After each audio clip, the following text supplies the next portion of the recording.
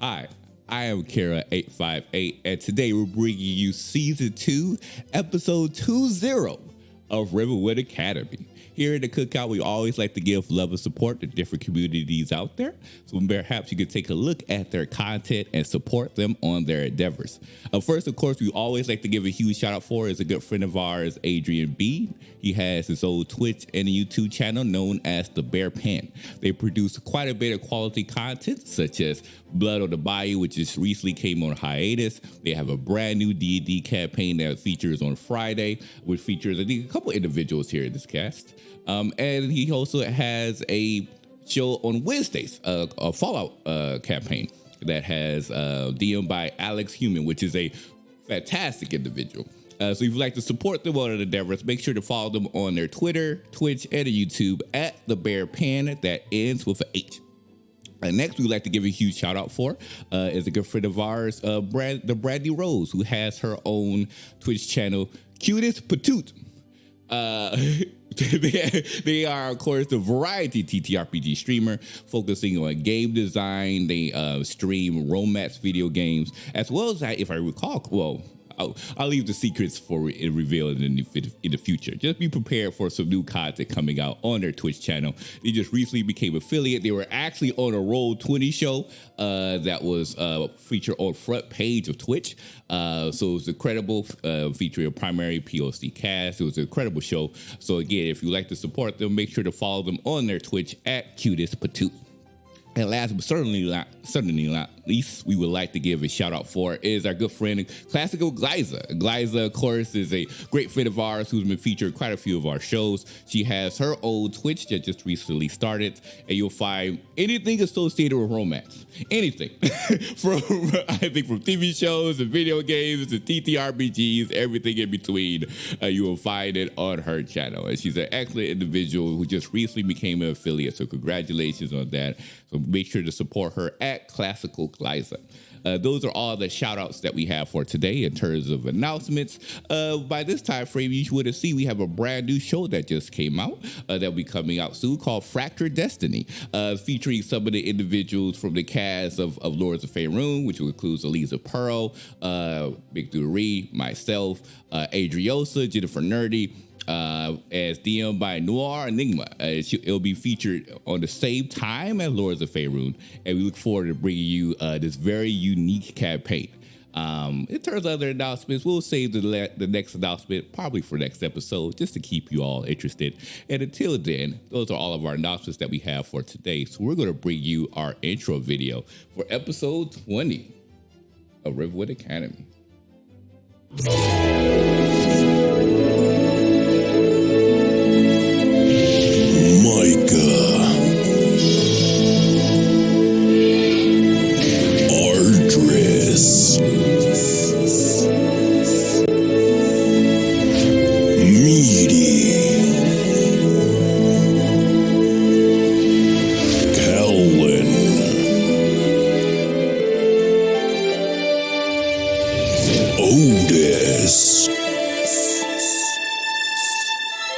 Behold the spellbinding abilities of Rivenwood Academy.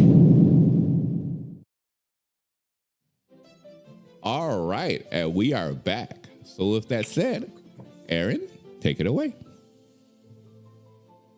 We ended last session in a very interesting position with a bit of a fractured party as our youngest member of the Vorpal Sword disappeared in the middle of the night when everyone else was sleeping, and left a note basically saying, "Don't follow me, it's fine. I'm just going to go sneak into an area that is currently a war zone in order to try to talk my way out of what's going on."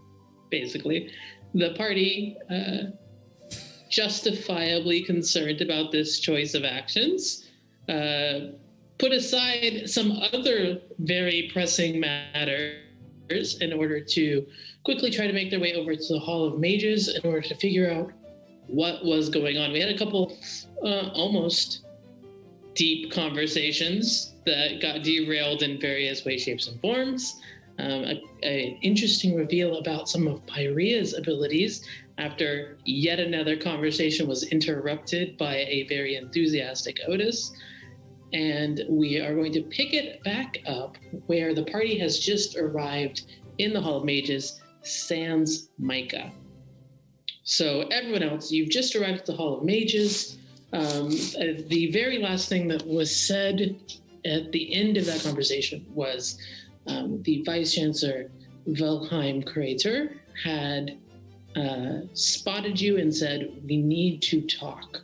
So just to set kind of your layout for where you are right now, you are not where the rest of the students are, but you're in kind of the main hall area of the Hall of Mages. So like, if you remember, there's one like very large hall that kind of runs, if you want to say north and south, and then a whole bunch of like kind of fractaling off smaller hallways come off of it to go to these different chambers. And well, who knows what else, because you haven't really had a chance to explore that area.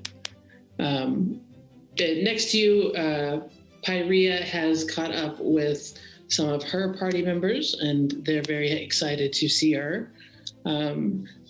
You also notice, because you know who this is, as Wilhelm has come up to you saying, we need to talk, there's a couple of other interested parties in the area, notably Lady Sylvana, who also seems to be heading in your direction with purpose. She's just a little bit further away from you than the Vice Chancellor.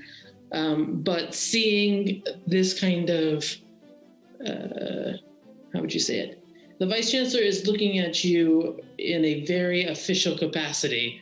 Pyria's party starts to back away to be like, this is clearly something that we're not a part of. We're excellent and good students. We're just going to be over here. Pyria looks very conflicted about what to do, and is kind of shooting you looks, Kellen, to be like, should I stay or should I go? He would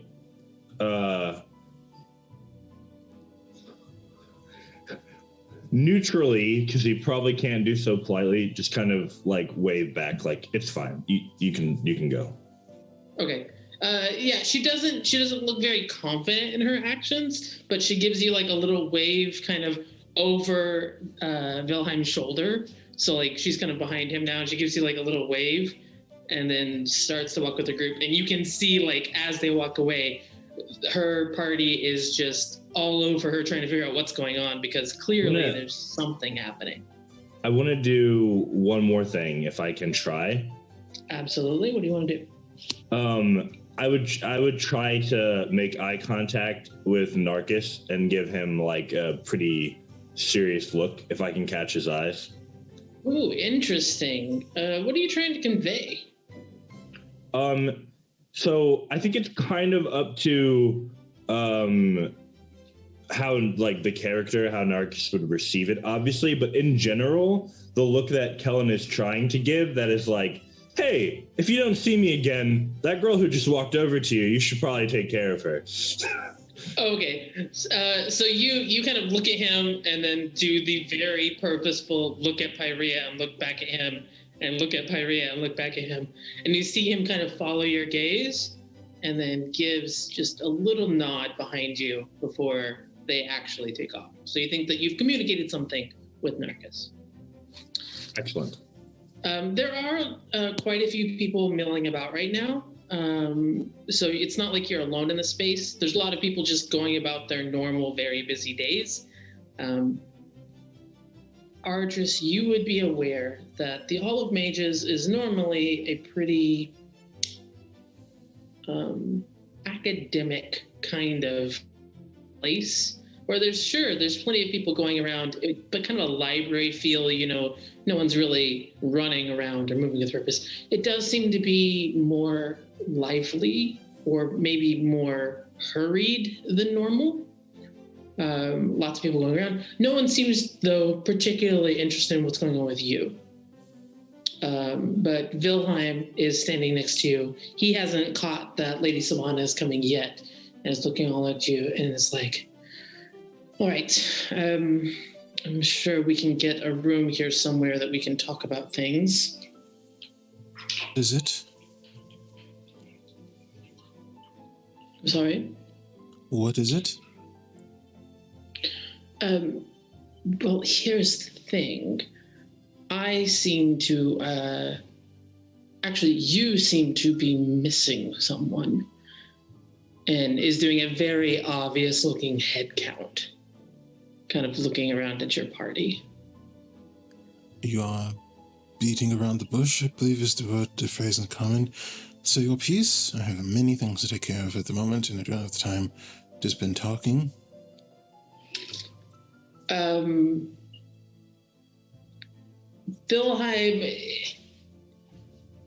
Well, actually, let me put it this way. Are you trying to intimidate him right now? No, I'm very much. How are you trying to get this information from him, basically? Argus is very much giving off the walk and talk vibe, like I've got places to be and you're wasting time. It's not really intimidating, but he's like, I'm leaving in like 5 seconds. So you got 4 seconds to explain why I should keep listening to you. I see. He is... Well, make an insight check. I'm not very good at those. Oh, 14 is not bad. Plus 1, so 15. Oh, not bad at all, actually. As you're looking at him and he's kind of reading the energy that your party's giving off, you see that whatever is bothering him or concerning him seems to intensify by the fact that you are clearly trying to move things along. And he looks at you and is like, well, Lauren, I am not trying to overly tax your valuable time, but clearly I have concerns as the vice chancellor for the school about where my students are. As I'm sure you remember, just a few days ago, Micah had come to me and asked about, they had asked about traveling to a dangerous place. I had rerouted them back to you with the hopes that the party would take care of its own. But I am concerned that I do not currently see Micah anywhere with you. Where are they? I don't know. Excuse me. And then he will begin to move towards the teleportation zone. As you begin to move, this is about the time Lady Sylvana approaches. There's someone with her. Actually, there's more than one someone's with her. As she moves through the hall, you can see that she has a number of these realm knights kind of walking with her. And then there's one other elf that I don't think you know personally that is very fearfully following in her wake. Oh man, I think I gave her a stupid French accent. Channel the mediator. Channel the mediator. Channel mediator. Yeah. God, I could do it better if I were the mediator. That's fine. As you start to brush Wilhelm off and walk away, Lady Savannah comes up and is like, no, I think that you are wanting for staying for this conversation, Lauren and Patty, and looks at all of you. Good morning. Quickly. Very well. Vice Chancellor Wilhelm, I understand that you have used this mage in order to commit an act of kidnapping and possibly treason by transporting the young Micah into an active war zone.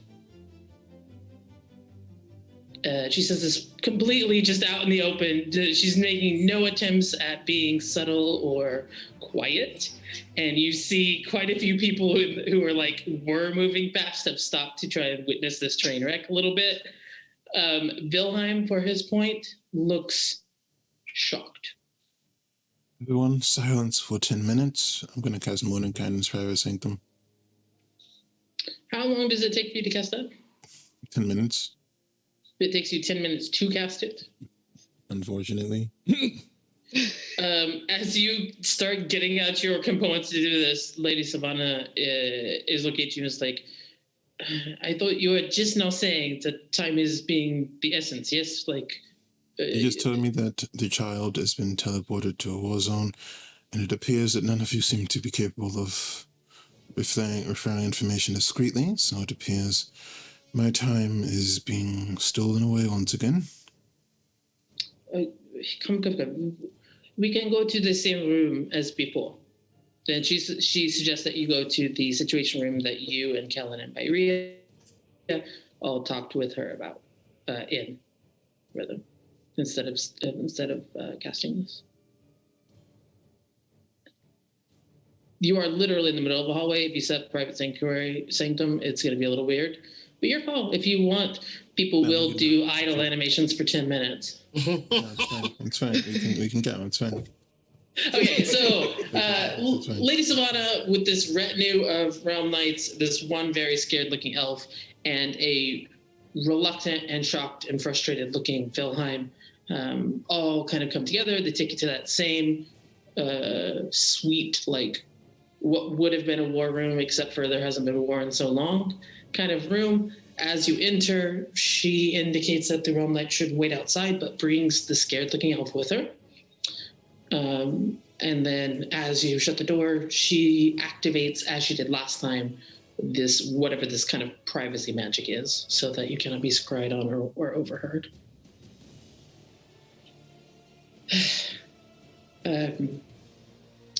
But you're asking that I am being quick. I was being quick. Wilhelm, what do you have to say? Okay. First of all, you can't seriously believe. And he stops and he's staring at her. And she's just staring at him back. It's very awkward. Like, you know when two people are doing the thing where they're staring at each other and there's some sort of communication going on, but, you know, if you're not looking in their eyes, you're not privy to what's going on. There's a long look at that until Wilhelm gives this long sigh and goes, okay, listen. I have not seen Micah since I last entrusted them into the care of their party. I did so because, although I am dutiful to caring for all of my students, Micah is obviously a special concern as the Chancellor's child. I thought the party would be able to keep Micah here, so instead of forbidding them from doing this, whatever it is they're trying to do, I redirected them back to you, and he looks at you, Ardris, in particular. If I had seen Micah this morning, I would have been able to at least delay them, but I have not seen them at all. I am kind of interested that when you're being accused of treason, you're taking the opportunity to somehow deflect the blame back to us. That's very interesting. It very much sounds like you're blaming us for Micah leaving. I haven't even gotten to whatever this treason bit is. I am concerned for a literal child in my care. Aaron? Yes. Can Otis make an insight check on the nervous elf? On who? He said there was a nervous elf who accompanied Lady Savannah. Oh, yeah, absolutely. Make an insight check on that. All right.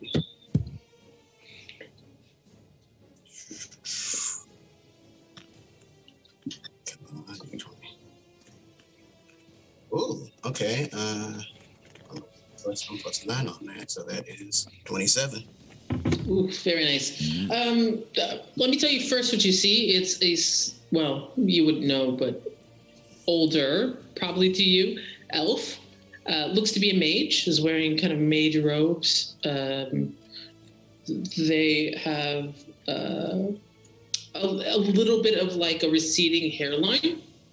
Long, dark hair that is kind of braided back to stay out of their face.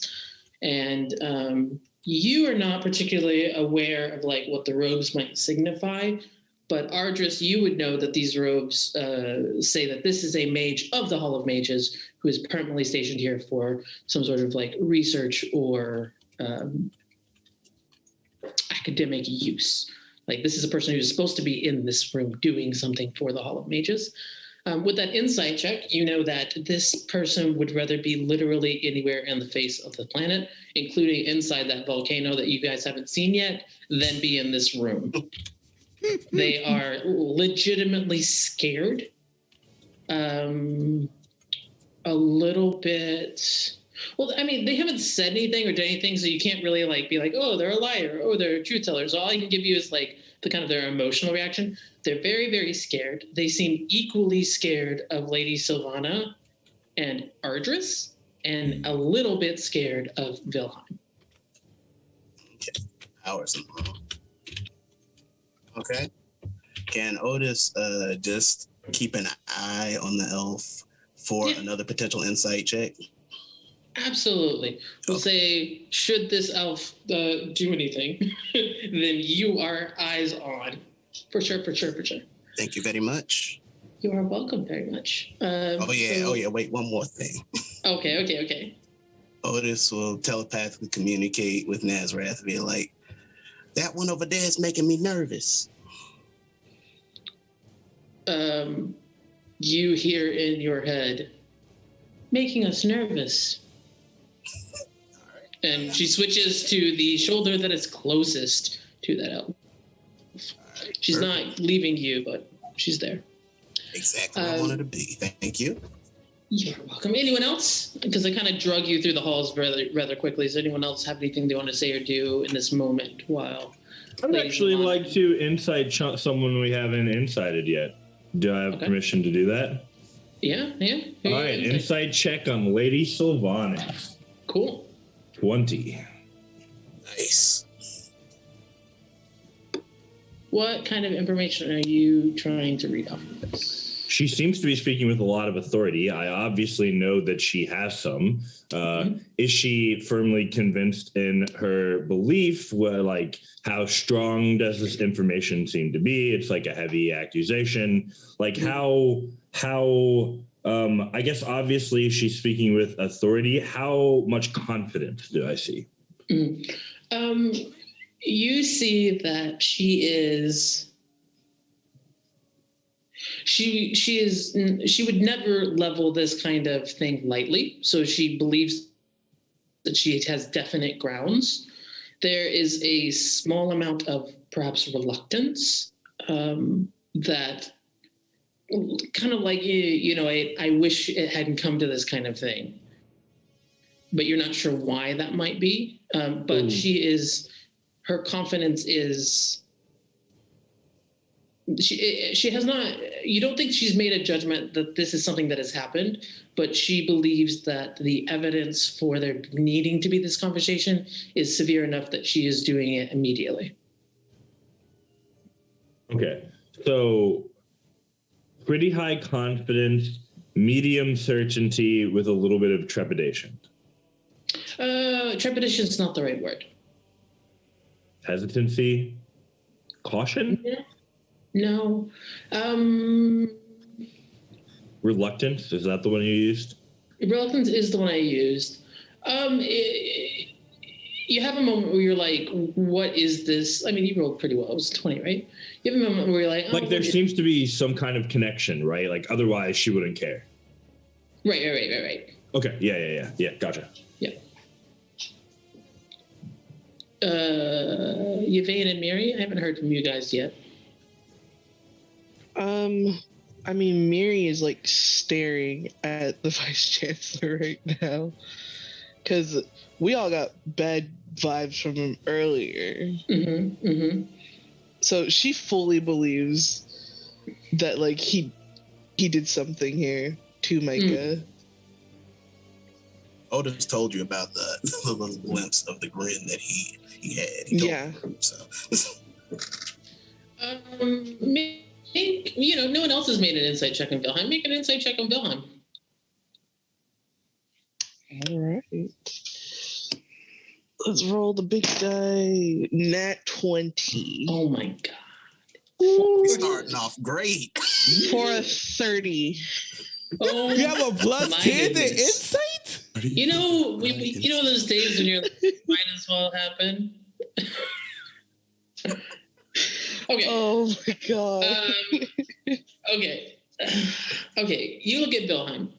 You see, it's kind of similar to what Kellen is reading off of Lady Silvana. You see someone who is very convinced in themselves.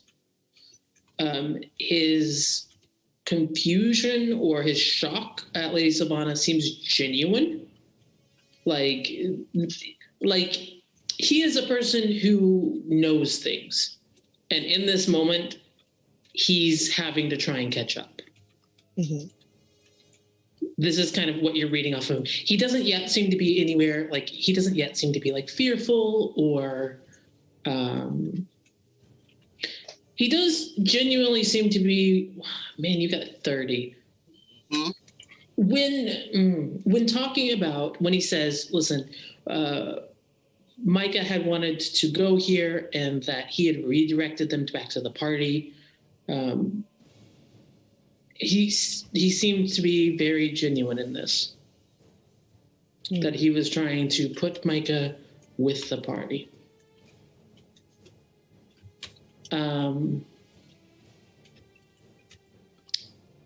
Yeah. I'm trying to think, like, because, I mean, 30 is so good, but there's only so much you can read on a person's face, and we've only had about 2 lines of conversation. I tell you what, here in a little bit, as this conversation keeps going, I'm going to keep that 30 going as you are intently, like, watching it, so that you can get an emotional read on what he's doing. Okay. So we'll keep that as that goes. You made anything from you? We missed you, Mary. I know. No, she's playing catch up and trying to mentally figure out what's going on. Fair enough, as are we all in this scene, I think.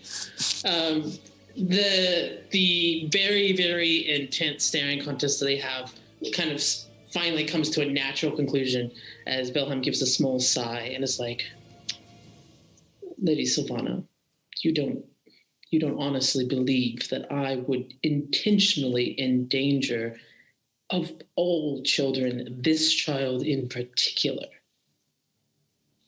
And Lady Silvana is looking at him pretty intently and then kind of stares off around the room.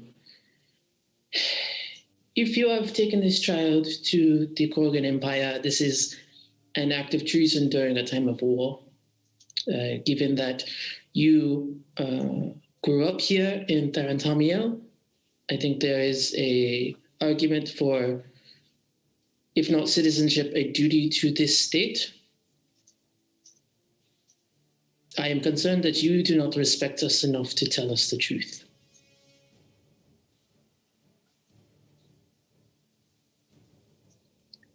Wilhelm speaks back up. I will cooperate fully with any inquiry or trial, but if Micah is in fact in the Gorgon Empire, we must go to try to save them now. We can have whatever you want afterwards. Why do you believe that they are in the Empire? Allow me to introduce, and she gestures towards that very scared-looking elf, and as all eyes in the room go towards him, he shrinks down a little bit, and then kind of steels himself and is like, listen, the the Vice Chancellor came to me. He said that it was super important that we take this child. I used a circle of teleportation in order to send the child to the place. That's what I did. The place? Yes. I can show you the circle, but it's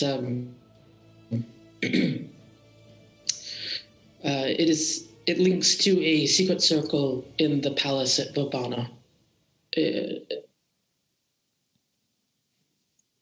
a bond forged in peacetime that was used in order to return the child. And why did you do so? Under what authority did this individual give you to use such a risky teleportation circle? This is it's not my job to. He looks terrified. He keeps trying to come up with something, and it's just like, in the moment, a person of standing and power came to me with a request, and also paid me for it. And I didn't think there would be a problem in just transporting a single child. Aaron. Yes. I have a question. It's something I would like for Otis to do. Mm-hmm. I would not like to use this cantrip as an attack, but definitely as like kind of an intimidation factor without speaking. What cantrip are we talking about? Primal savagery. Like using it simply for the alteration of appearance, not for the attack. Okay, cool. So tell me, what does it look like? Otis is going to start, his horn, his little tusks are definitely going to start growing and looking sharper. He's going to look more animalistic and definitely angry, because Otis is very angry. And the grip he's been holding on his staff in his other hand, you're going to notice like claws starting to form where his nails would be. So looking very bestial at the moment. Yeah, so you were staring at this elf as, what did you get on that insight for the scaredy elf? 27. Oh yeah, that's right. I don't even need to roll. You get the opinion that they are not overtly lying, but definitely trying to couch things in the most favorable light for themselves, given the fact that they are in an incredibly serious situation. And when you start to kind of alter your appearance in this way, I mean, they were already really scared. They were not scared of you at that point because there were other larger, scarier fish in the sea, as it were. Their general terror level is such that they are now having difficulty forming words. Because it's just like there's so much going on. There's 3 incredibly powerful people who are like interrogating this poor soul, and then now you also are just this horrifying visage of like ruin. Did you send them through unaccompanied?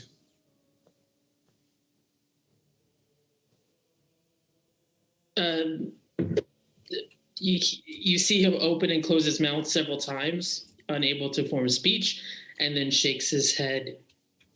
Wait, actually, which one did you say? I forgot which way you asked it. Unaccompanied. So Kellen's like, you sent them through alone, and you were like, oh, transporting a child alone? Through the fear, eventually there is a very shaky nod. Miri, you were looking at Wilhelm. You don't lessen the fear by saying this out loud. Miri, you were looking at Wilhelm. Wilhelm, as this elf keeps talking, this mage keeps talking, looks more and more angry. And it's interesting because about the time Kellen goes, "You idiot," you hear Wilhelm go, "You idiot." Why would you send a child to a palace of a war zone? Wilhelm looks livid. You have seen him look incredibly calm through a bunch of terrifying situations. He looks extremely angry. DM, I have a question. Yep. In Aldris's big brain super intelligence, based on what he knows about his home, what is the chances that an outside organization could infiltrate it and then pretend to be this person and trick this mage? Pretend to be who? What Wilhelm? Wilhelm? Oh. Yes. Theron Tomiel is incredibly advanced and is fairly isolationist. However, they have not been at war in a very long time, so there hasn't been a need for like a complete shutdown, basically. There's still open trade. There's still free movement of people's coming through Therion to other destinations. So in terms of can people get in Therion, not a problem. Can people get into the Hall of Mages? Less openly available to the public, but like a scholar or somebody who had what is it called, a writ of whatever from a reputable organization could get access to certain parts of the area. You think that if someone were to come in here and impersonate Wilhelm in order to do this, they would have to be both very connected and very powerful. So you don't think it's impossible? Because, I mean, the security is not such that the whole goal is to keep someone from impersonating the vice chancellor of a school that exists on the far side of the continent. There's a lot of kind of moving pieces that somebody could probably exploit, but you think that it would take something, quite a bit of power to do so. And where were you, Aaron. Vice Chancellor? Sorry, Wilhelm didn't hear you because Aaron didn't hear you as well. Could you say it again, please? And where were you, Vice Chancellor? He turns from this elf that he's currently almost snarling, like literally at, to you. And it takes him a moment to kind of rein himself back in a little bit. I will require that you are somewhat more specific, Eralarn. Do you mean all of the time that I've spent in the last 3 days taking care of the ever-increasing number of students here? Do you mean the meeting that I was having with academic staff in order to try and figure out what we were going to do? Perhaps you mean when I was at breakfast this morning with the Minister of Education of Therion, and we were trying to figure out where we're going to put our school. No, I do not particularly care about any of those other meetings. Where were you after you met with Micah? You said you returned him to the school. You returned him to us, and you seemed to not particularly care enough to escort him yourself. Clearly, you must have had something else to do at the time. Is there anyone that can verify where you were during those moments? Sorry, so this is several days ago that he's referring to. Micah had come to him when you had all first arrived in the Hall of Mages and had asked him about going to the Gorgon Empire, and he had said you should go talk with your friends, and brought them physically back to the party before the party went to your house. So this was something where all of you were together in the Hall of Mages, and Wilhelm personally dropped Mike off with the party. So really what Argus more wants to ask about is like yesterday, basically, when they disappeared, right? Before that, Miri? I remember Argus had like a bunch of guards watching him. Mm-hmm. So where are those guards? Kellen did insist that 2 Realm Knights were accompanying him. Yeah. So where are they? Good point. As each of you thinks this in your head, I guess, Ardris, you know that the specific people that you had to trail him are good at their job, and they're also good at not being seen. So you think they probably escorted all of you here to this room, and they're outside of the room in some capacity. But if you rephrase your question to Wilhelm about being like, where were you this morning when Micah was trying to leave? He'll be like, listen, it is a lot of work dealing with all of these students and working honestly, when we came to Therion, I thought it would be a place of safety. Turns out it is in the midst of war itself. And we're trying to plan the best course of action as to where we can take our students to remain safe. I've been in meetings all morning.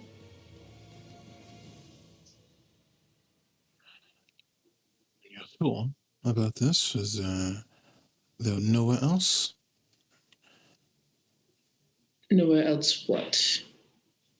There was nowhere else, nothing else you would like to say to me.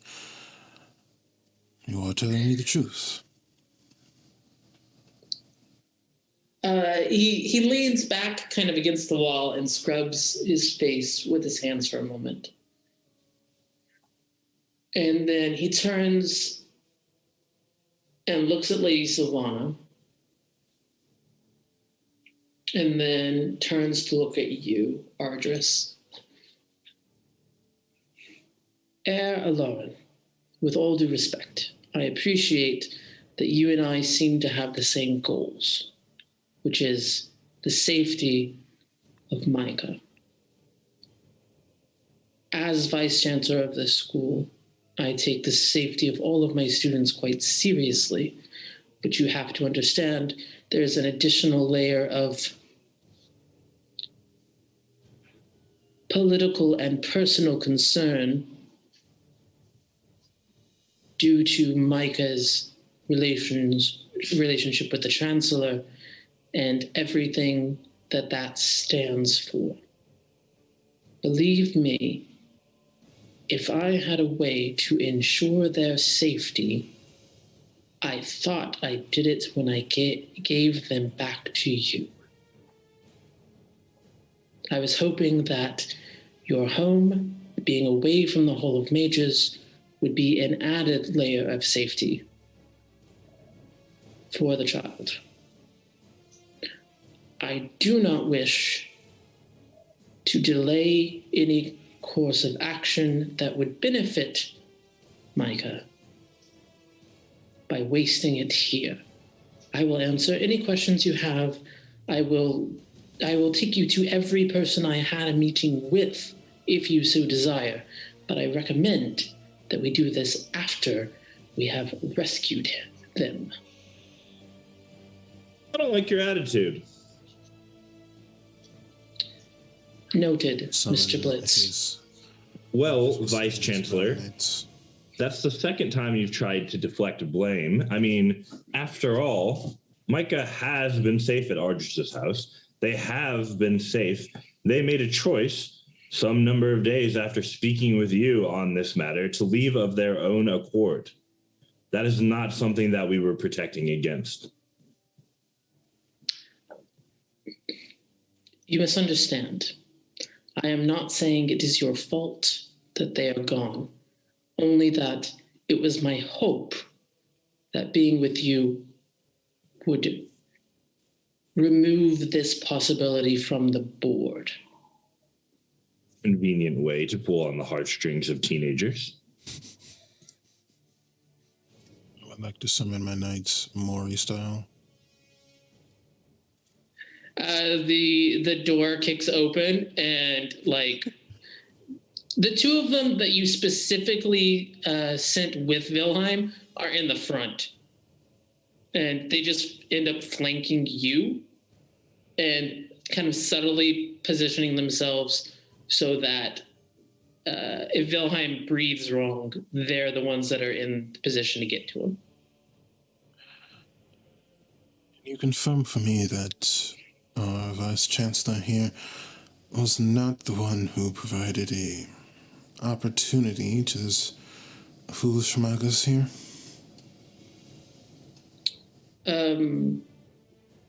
There's a little bit of side conferring. They pull over some of the other Realm Knights, talking amongst themselves, and finally one of them speaks up and says, "We've watched him every second. I did not see this person with your party member since you left. If it did happen, and the Realm Knight looks personally offended that it could have happened on his watch." Very well. It appears that my suspicion of you has been resolved. The two of you are to continue your watch. I fear there will be other threats to come, and I would like to ensure that the Vice Chancellor survives through it all.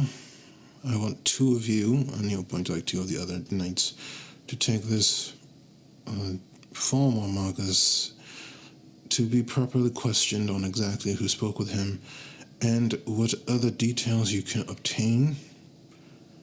It appears that either our friend here is lying or someone is infiltrated and lured a child into a trap.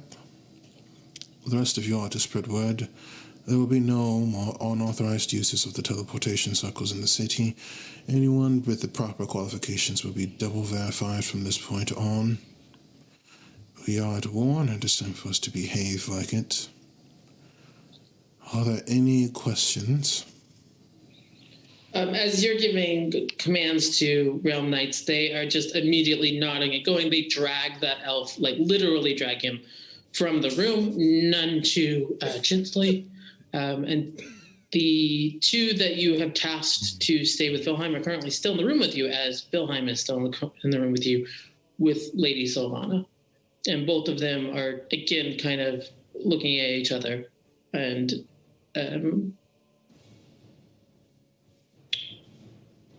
Lady Sylvana seems... Kellen, you're the one who incited Lady Sylvana, right? She looks like she's doing some recalculations. Like she's trying to fit this information into what she understood. You saw that reluctance before. And with her talking about like, oh, you grew up here, like you can understand maybe they knew each other prior and whatever. So she's trying to figure out, okay, so who do I trust now? Wilhelm has not yet left the room and is looking at her and he goes, Lady Sylvana, you must... It is a matter of personal and professional pride that my students are safe. I must get them back. Aaron? Yes? At this time, Otis would like to make a directive to Nazareth. Telepathically, Otis is going to ask Nazareth to repeat after his thoughts verbally. So basically speak what he says verbally. So there's like going to be a pause in between statements for her mimicry to catch up. Yeah, be aware the limits of her mimicry are such that she will not likely be able to give fully what you're doing, but she will attempt to mimic what you are saying loud to the best of her ability. Well, it's not going to be complicated words. Okay. It's just like, tell her to say, you're coming with us. You're coming with us. And then Nazareth looks confused because she has no idea who she's talking to. She's just saying the words out loud. Otis is looking dead at Chancellor Phil. Well, Mr. Rube, I agree. I think we should all go get them now before anything can happen. And then Otis will think to Nazareth, then get up. Then get up. I am currently standing. I don't understand. Yeah, based on what I saw based on what I was told when someone scried for my mother, did she seem to be in immediate danger? What you were told is that she looked to be stone. That's all you were told. So there wasn't like there was a person with a big hammer next to her either, right? No. However, the person who told you this was Lady Vampina, so you think that she probably would have mentioned a hammer if she'd seen one.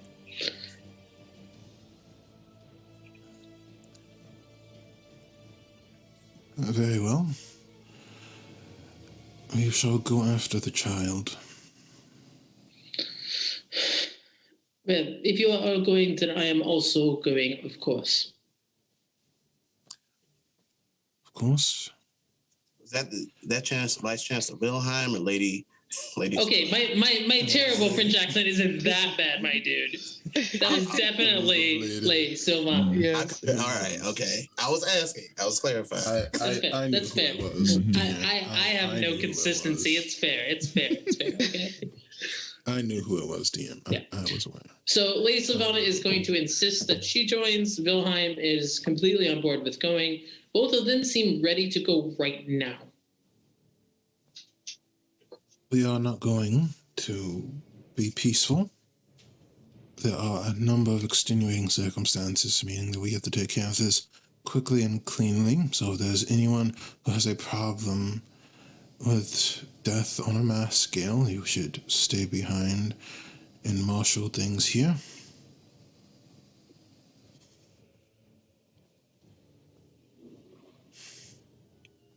I don't trust the Vice Chancellor to go.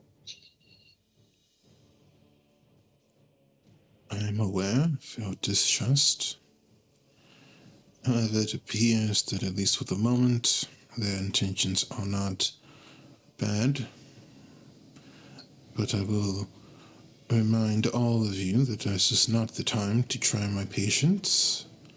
So if you are intending to do something untoward, there is a very, very high likelihood that the punishment will be much less forgiving if you do so in the next few days. Well, I intend to, just not to anyone in this room. That last part was a very thinly veiled threat. Just to be clear, DM. Noted. Noted.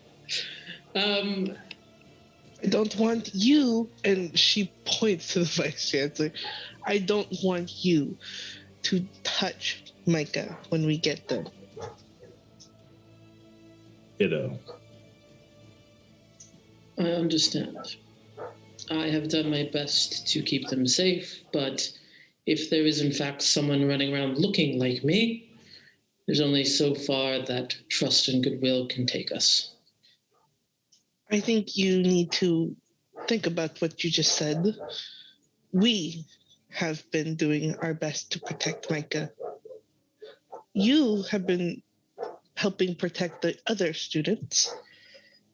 We were protecting Micah.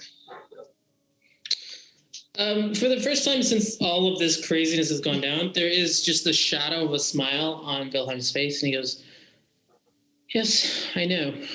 I was kind of counting on it." All right, now who wants to make Ventrida flank steak? If we're going to the palace, I would say the Petrocosta are probably more immediate threats than the Ventrida. Them too. Fair enough. Is there anything Together. anyone wants to do prior to leaving? Yes. Health potion stockpile. If this is a video game, there'd be like a a healing stockpile station. Do I have one of those? Sorry, no? The quick save spot. Little typewriter in the corner. Yeah, if you go to that really cool table in the middle and you click the right number of buttons, you can respawn right here. All right, Aaron. Yeah, I would have sent me. There is something I would like to do, but it's going to make you work. You should see the number of tabs I have open right now. Bring it. All right. Otis is going to cast Conjure Minor Elementals and get 8 swings. Okay. First of all, get 8 what now? Swing. Tiny elementals. They're classified as tiny. Challenge rating 0. Mm-hmm. CH. They all have an ability, but I want to see if you can find it. If you can't find it, or it's not in your book, then I'll disregard it. And I'll save the use. Can you spell it for me, please? CHWINGA. Schwing. Okay.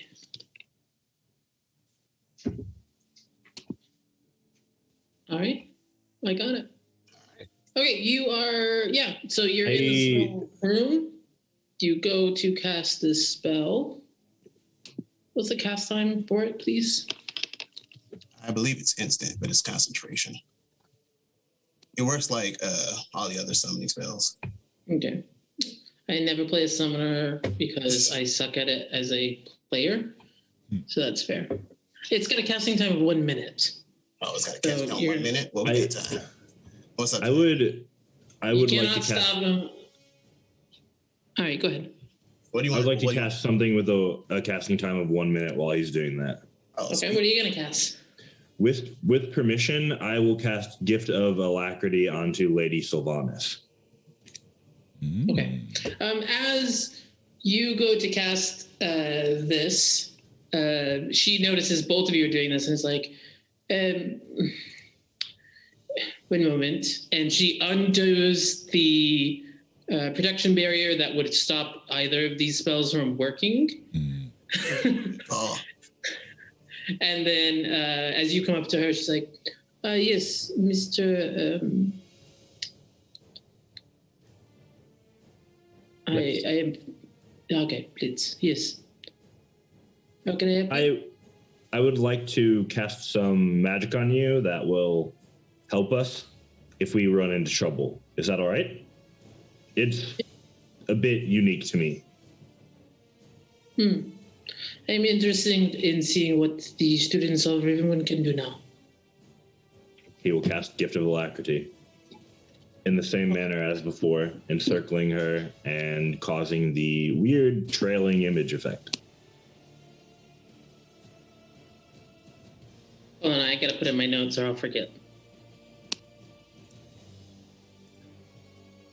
That's the person that he wants to be prepared because he assumes that she's more competent than us. Sounds good.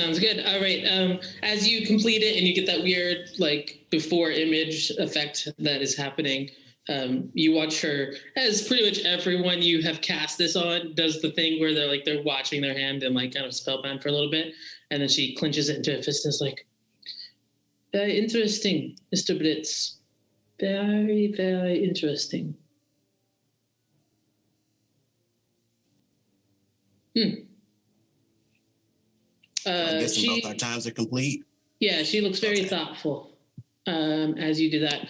As you finish that, we get 8 of these chpingas. I don't know. Yeah. How do you even pronounce it? I don't know. 8 of those show up in the room as well. All right. So Otis is going to have each one of them give gifts. 6 for Otis, 2 for Miri. So you get to pick 8 charms that we collectively give. And Otis wants 6, and he wants 2 to target Miri and give her 2. You know, that is the most selfish thing I've ever heard in my entire life. Oh, hey man. We all made choices, now don't we? It's the most selfish thing I've ever heard in my entire life. Actions have consequences for you. Yeah, hold on. I gotta do a little bit of research. Told you. Okay, it was more research than I thought I was gonna do. Give me a second. Let me just pull out the DMG real quick, all right? I sent you a message, DM, that should help you. I think I separately pulled up the same place. But thank you. Bye. The message says, "Give me a charm." Don't give Otis. No, it doesn't say that. Can I counterspell his summoning spell? That would be hard to do. You technically could. There would be a fist fight. Kellen wants to have one more quick conversation before we go. Okay. Otis, I need you to roll me a d20 however many times. You said 6 gifts? 10 gifts? How many gifts? It's a total of 8 gifts. Yep. Okay, roll me a d20 8 times and just send it to me in the chat. All right, you got it. 1, 2, 3, 4, 5, 6, 7, and 8. If you don't mind muting you, I will follow up with Kellen while you're doing that.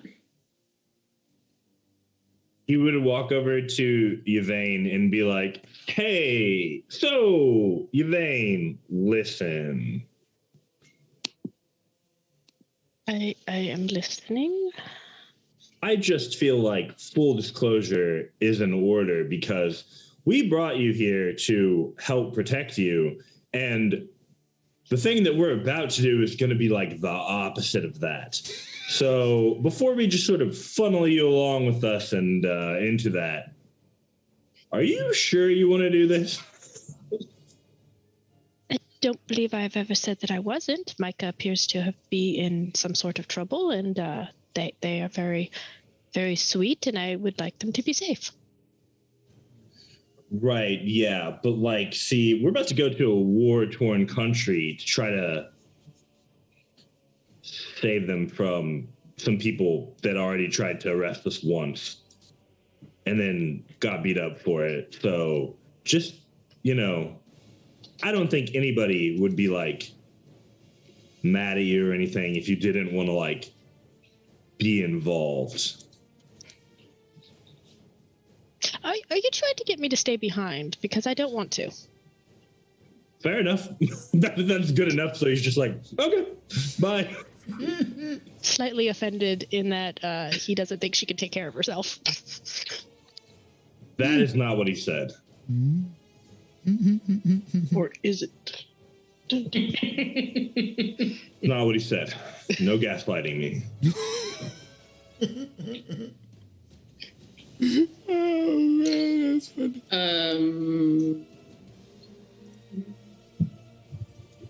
Yeah, I'm still doing math. Hold on. You good? That is what having low charisma is like in real time. A little too close to home, actually. It's like I did not mean that. I didn't say it probably, but I certainly didn't mean it. Yes. If you had 20 charisma and you said that, it would have been an entirely different reaction. I dropped my metal d20.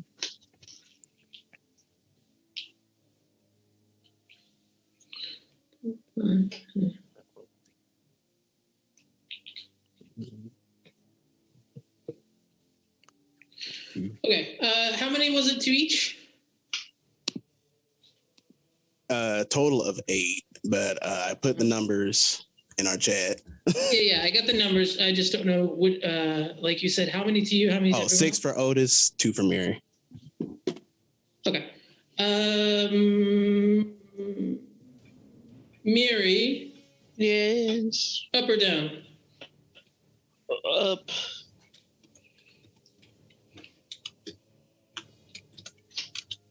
Oh, okay. You currently have the charm of 9 lives, which means when you drop to 0, you can choose to drop to 1 instead.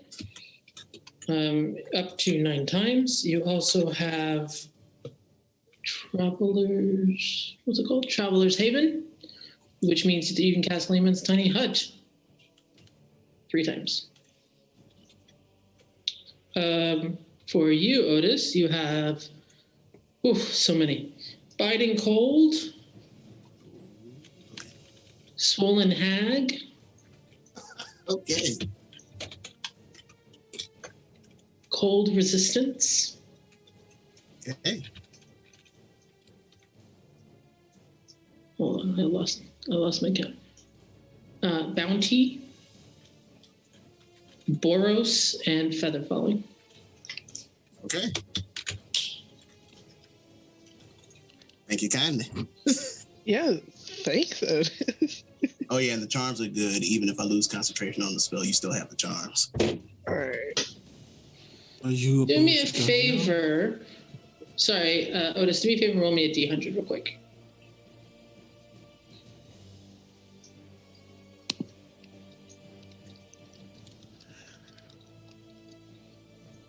That is an 82.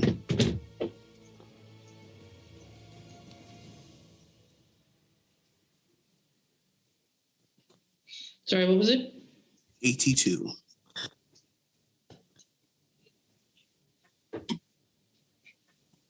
Okay. Good. I think you're finished with that.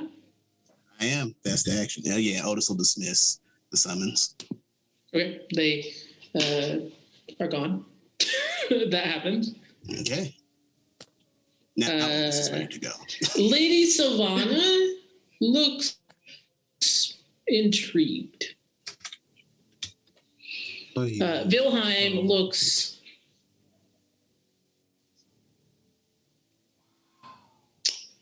how does Wilhelm look? You got like a 30. Wilhelm looks satisfied that you are taking it seriously with the preparations that he's seeing you make. Mary, you're the one noticing this. Looks satisfied and also looks determined.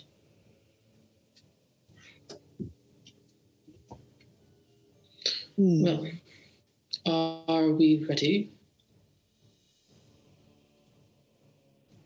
So, are you all satisfied, or do you wish to summon more creatures from some other plane? Well, now that you mention it, just Leaving? Just lightening the mood. Okay. Yes.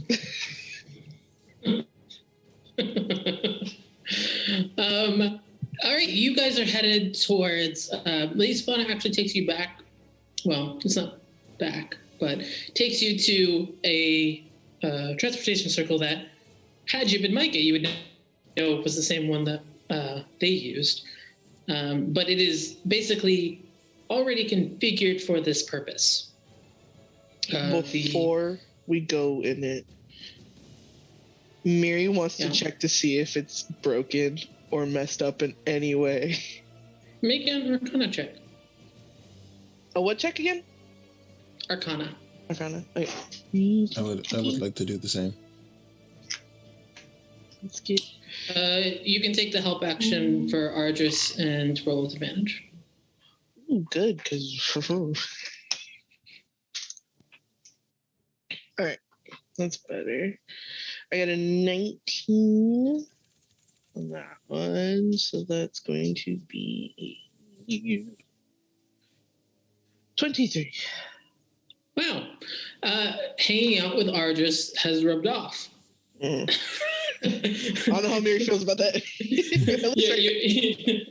You're looking at the teleportation circle. It's something that's not like natively familiar to you, like in your wheelhouse kind of thing. As you're looking at it, you're like, I couldn't make it probably, but I think I understand it. And you kind of go through the different pieces and you're looking at like, okay, I can see that this is the part that makes it to where we leave. This is the part that sets where we are going. As you look for it, you do not see any signs of tamper or that the circle has been disrupted or altered in a way that would suggest foul play. You believe that if Lady Savannah says this is the circle that took Micah, as long as that is true, this circle will take you to where they went. Okay. So it's like, okay, doesn't look like anybody dragged their foot through it or anything.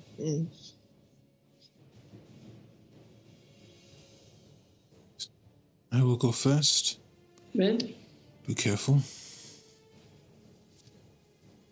Is Draw the sword.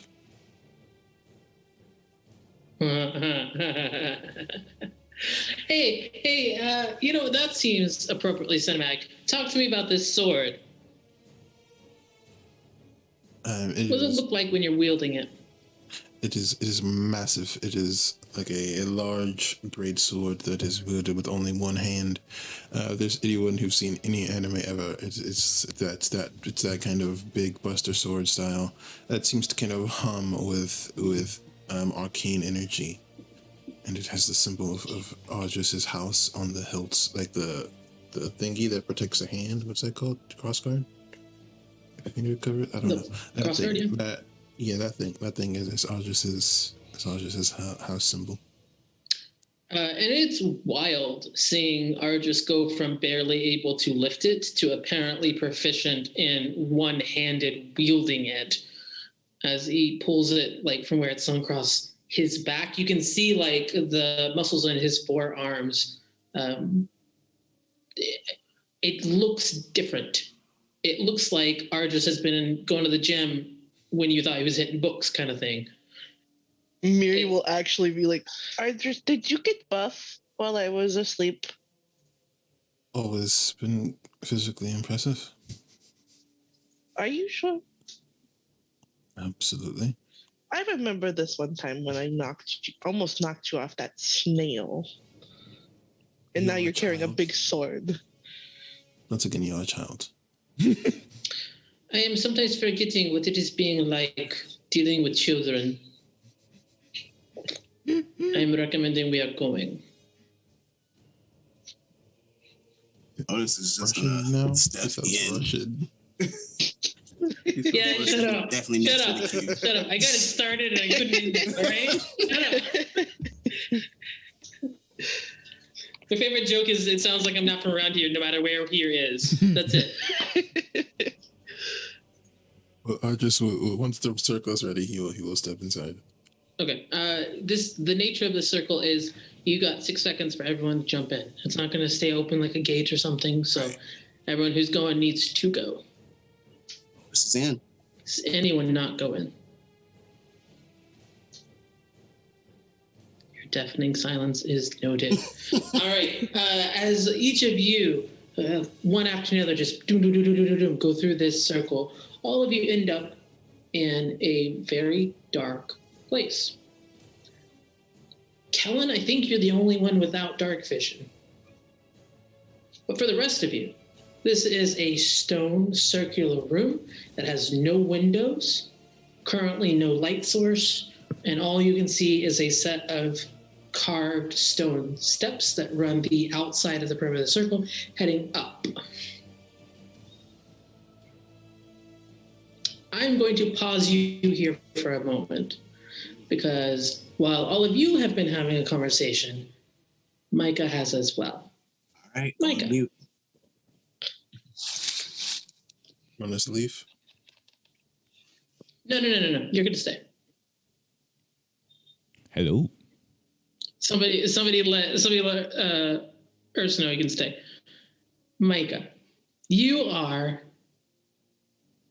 in the throne room.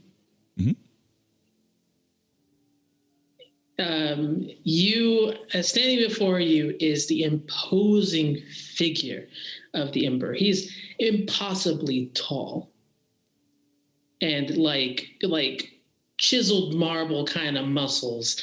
He has features that belie a lot of power. And there's quite a few guards all around the perimeter of this that started to go to you. And when he saw you, he barely raised a finger and all of them froze in place.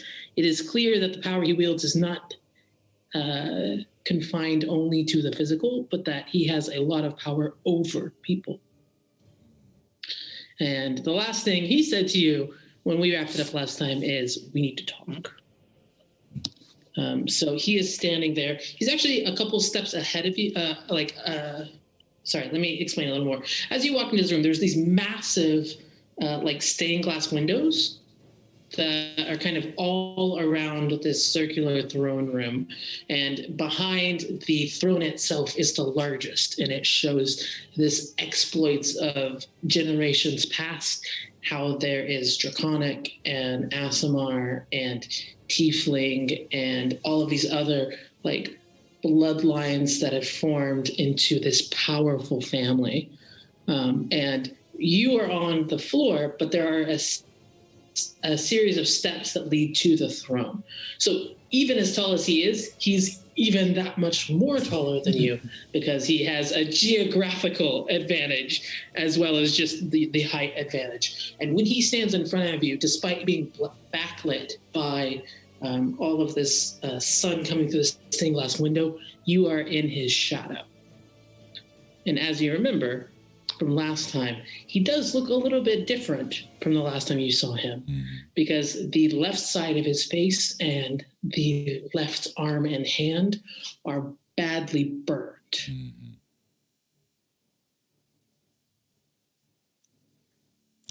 And so Michael will look up and say, "Look, you're like me now."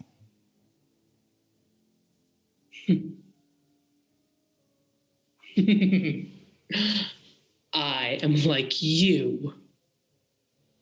No. You are nothing like me. Well, you said we can talk. I wanted to talk about what's happening, and are we family?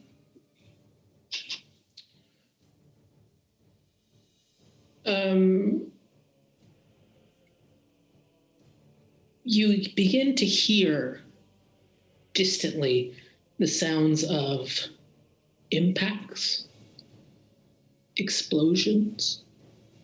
It's not to the palace, but you get the opinion that something very exciting is happening in the city.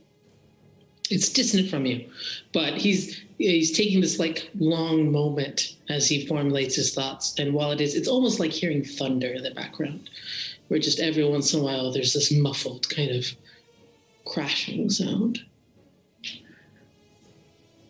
No, we're not family. I buried my child.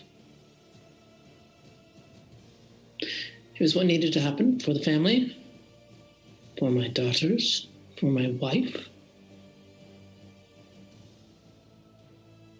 You are not real. Just a ghost.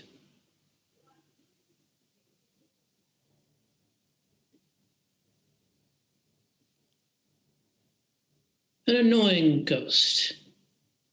What did you think you could possibly gain walking into the throne room of the greatest empire in the world? To get you to stop. This doesn't need to go more. Why fight? There's war outside. We don't need to fight. There's things happening that's more dangerous than all of this. And they'll show a minor image of the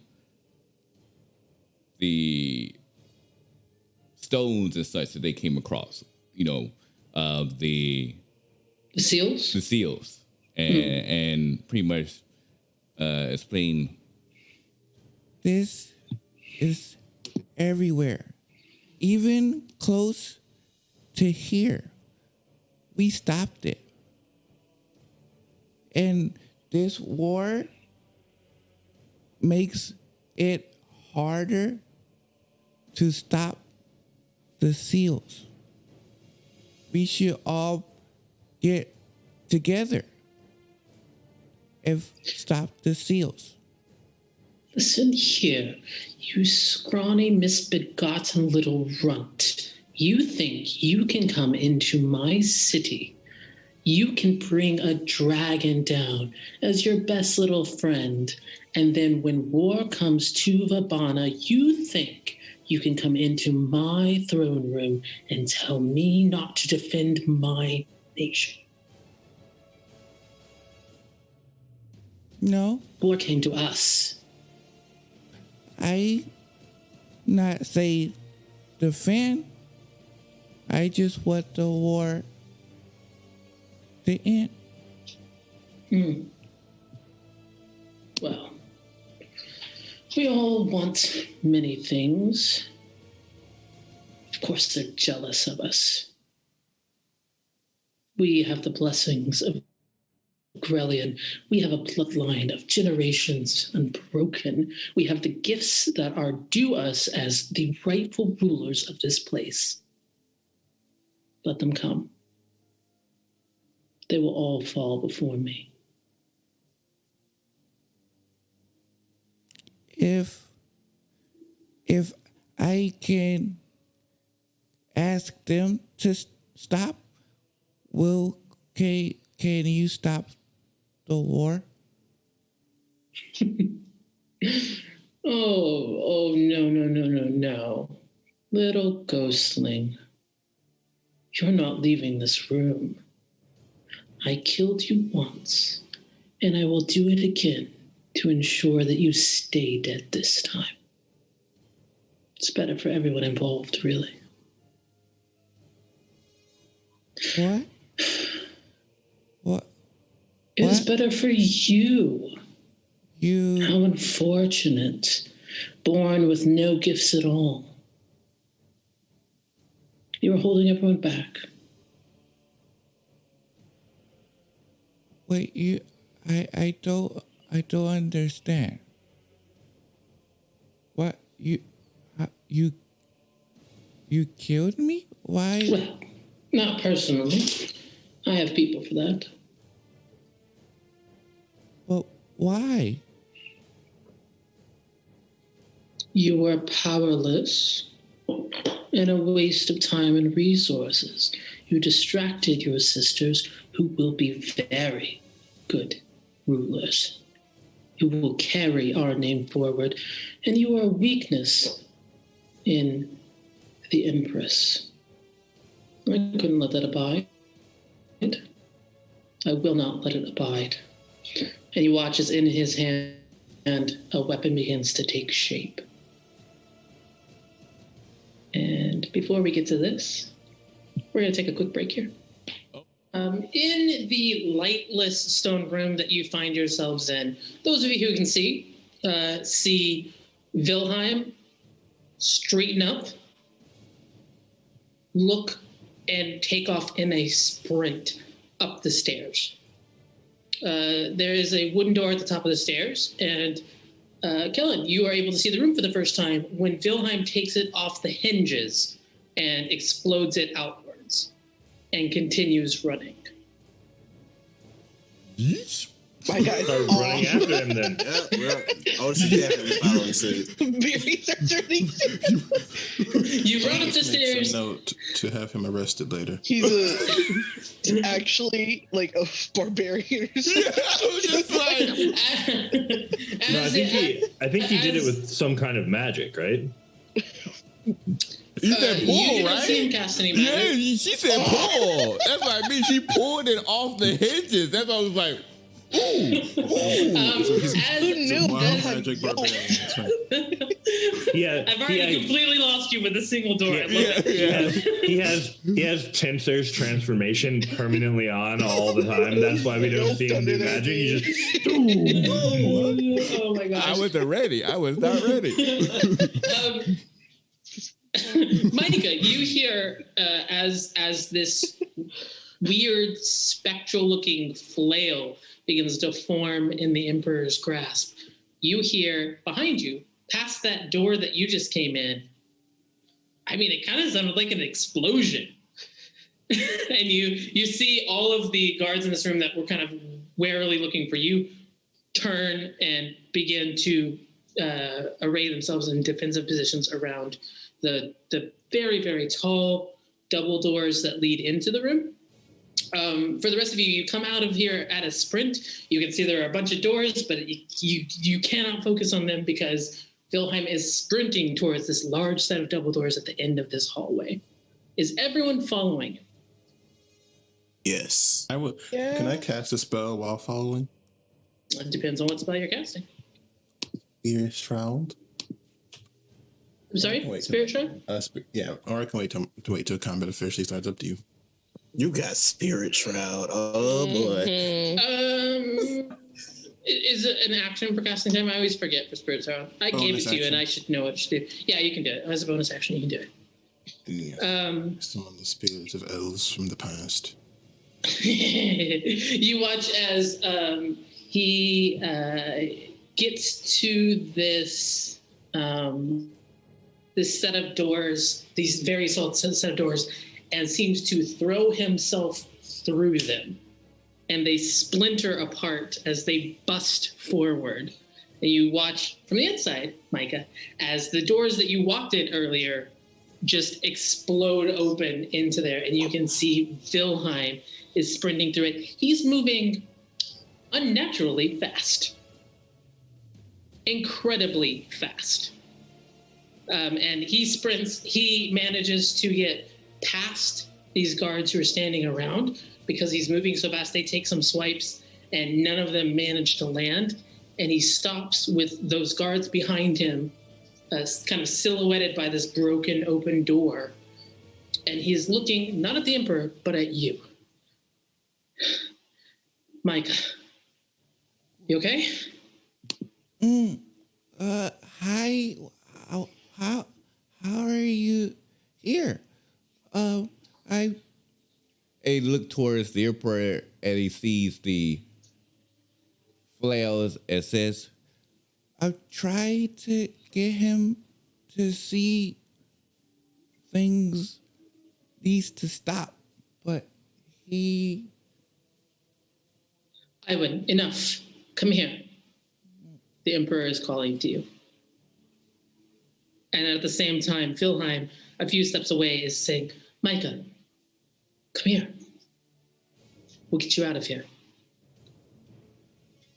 They look towards the Emperor and says, you said you killed me.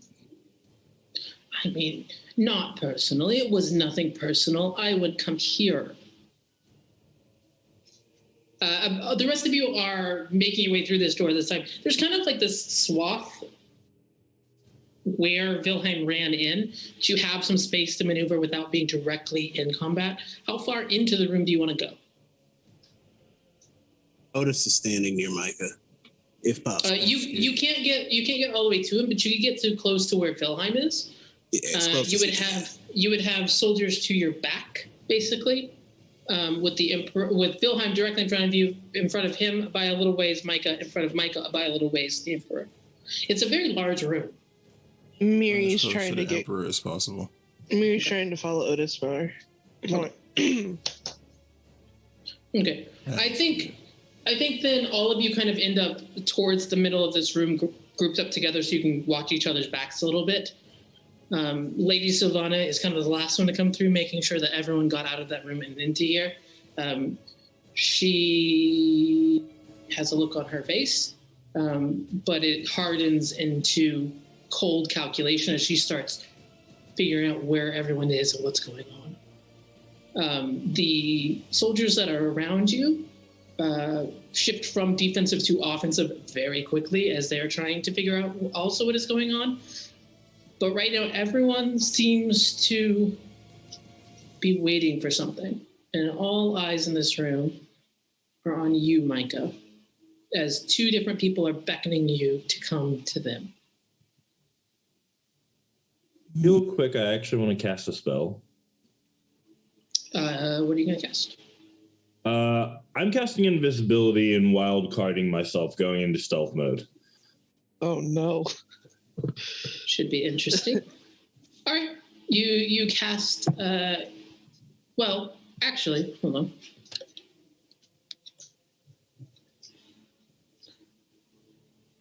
I don't know if it works. I'm trying to. You cast invisibility on yourself. You feel it start to take hold. You can see that your fingers are beginning to become translucent where you cannot see them. And then it fizzles and you are fully able to be seen. I don't see anyone casting a counterspell to cause that. Make a perception check. There's a lot of stuff going on. We'll see if you spot what's up. I mean, that's like 9. 9. There are a bunch of people. You're not sure who in the room are casters, so it's really hard to try and clock who could have done this. So you're like, I mean, I guess probably Wilhelm, probably Isvana, maybe the Emperor, maybe one of your party. You start looking up, and you're like, okay, this is a very tall ceiling. There's like floor-to-ceiling stained glass on the ceiling. There is this very, very ornate like star chart that has been carved and then painted over on the ceiling. And that kind of distracts you for a little bit, because the longer you look at it, the more you're like, huh. That looks like more than just the star chart, but you can't quite put your finger on what is making something go off in your head. I think with all of the input that you're getting, you just don't quite manage to see who did that, what caused it to happen. All right, then last thing, if other people are going to Micah, I'm actually going to stay in a position flanking on the other side of the guards, because I don't want them to try to attack people while their backs are turned. Okay, so like if the group's in the middle, you're on the side closest to the guards. Is that what you want? If they're in the middle, or are you trying to stay by the door? I stay by the door. Okay. I will let you know, just based on how the room is laid out, that would put you at a fair distance from where the rest of the group is. So if you were being mobbed, it would be more difficult for people to help you. But it's completely fine if you want to stay there. It's up to you. That sounds like my problem. Okay. Cool.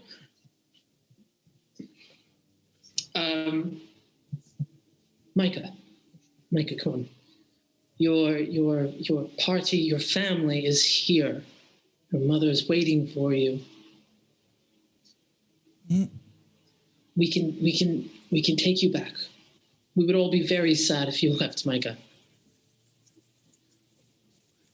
I don't want to leave you. I want to get this to stop. And they look towards the Emperor and says, so if I win, where's Mother?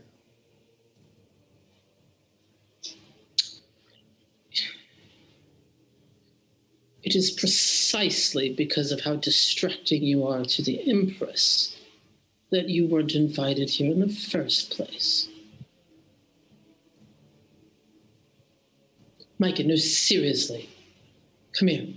You can see a bunch of the guards begin to move in order to attack, because while the Emperor stopped them from attacking Micah, he has made no such attempt to stop them from attacking you. As a reaction to them closing in, Lady Savannah reaches out her hand towards the main group and looks over her shoulder back at you, Kellen, is like, kind of grits her teeth a little bit, like, I really wish you'd been here, and casts a spell. It looks like kind of a shimmering dome. It's not a spell I think any of you have seen before, although if someone who wants to try it and roll Arcana, they can. But it is a larger dome that seems to be going over the party itself. 24. My question, 24. It is not a spell you've seen before, but as you're looking at it, it has a little bit of flavor of Tiny Hut. You think maybe there's portions of like magic circle or something. It looks to be a protective barrier that she can hold from outside of it, so that she can do other things and also keep you keep other people from getting to you. Now, my question, that's valuable. Yeah, my question for all of you who are in the dome, which is not Micah, not Helen, everybody else, is: are you going to let this happen? Typically, this kind of spell, you need to be a willing creature. If you are not willing, please let me know so we can resolve that. Would it prevent me from casting spells? You are unsure because you've never been inside before. You don't know, if it were just straight Tiny Hut, then you know that nothing could go through the barrier. You're not sure if it will or not. Okay. Otis will allow it. When I realize the spell is happening, I would like to torch the closest group of people with fireball. Okay. I don't Back think you at it can again. reaction cast Fireball. Oh, Sorry. You just chose violence. Okay, hold on, no, hold on though. To be fair, They chose it- violence. it might be first. it might be characteristic for Ardris for him to argue that he was holding a reaction to cast Fireball as soon as things started popping off. Just If he was holding it, then I would have let it happen, but he wasn't holding the spell. I don't know. We're talking about Ardris here, but Okay, with my intellect, I would like to kind of position myself to like I don't know because there's a door to this spell or something, or is it like I don't know.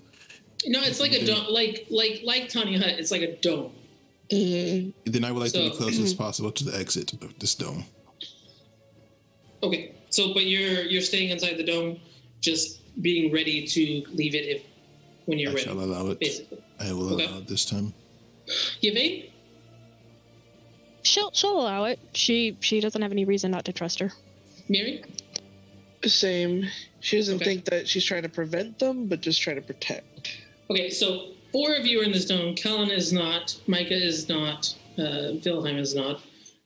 You notice as she concentrates to pull this up, she's got one hand that's basically pressed to the outside of this dome, leaving her other hand free, you think? But you notice that the Royal Petrocosta that were coming at you check themselves as they realize they don't know what the spell is, and they don't know what will happen if they try to attack it. So they stop in place for a moment, and they're trying to figure out, do we attack Lady Savannah? Do we attack Wilhelm? There's a moment where they're not attacking anybody. They're waiting. Wilhelm turns to you, Micah. I understand the impulse to try to talk this out. I think, given the mood in this room, it might be better to talk it out from a place of safety. Oh. Okay. Can you please go to where your party is? They'll look towards the king. It says, well, I tried. No matter what, I'm still I win. Even if you don't want me. And then they'll look towards Valheim and give a nod and say, I want us to get back to where things should be, but okay. And they'll start to walk towards the party members. As you move, the Emperor reaches out with his flail and begins to take a swing at you. You are not so close that like you're necessarily provoking an attack of opportunity, but he is sensing that things are not going the way he planned it for and is trying to take it. And as he does, Wilhelm misty steps in front of you, in between you and the Emperor. That's baller. And you watch as his features change. His limbs become a little bit longer, his face a little bit more gaunt. His eyes turn red as his hair begins to float as he lightly is barely touching the ground. He's moving way faster. And he looks over at you as you're getting to the dome and gives you a little smile, and you can see 2 fangs peeking out from underneath that smile. Yeah, man. And he grabs the flail that is coming down in one hand and holds it as the Emperor realizes, oh, this is going to be a very different fight than what I thought. And he's going to hold him there for long enough for you to get to that dome. You're going to go to the dome? Yeah, they'll walk towards You the get dome. to the dome, and you're able to walk through it without any problem. Lady Sylvana's holding that dome. And as you do that, the Emperor and the Vice Chancellor begin to fight in earnest. and it is an incredible battle. The Emperor has quite a few things on his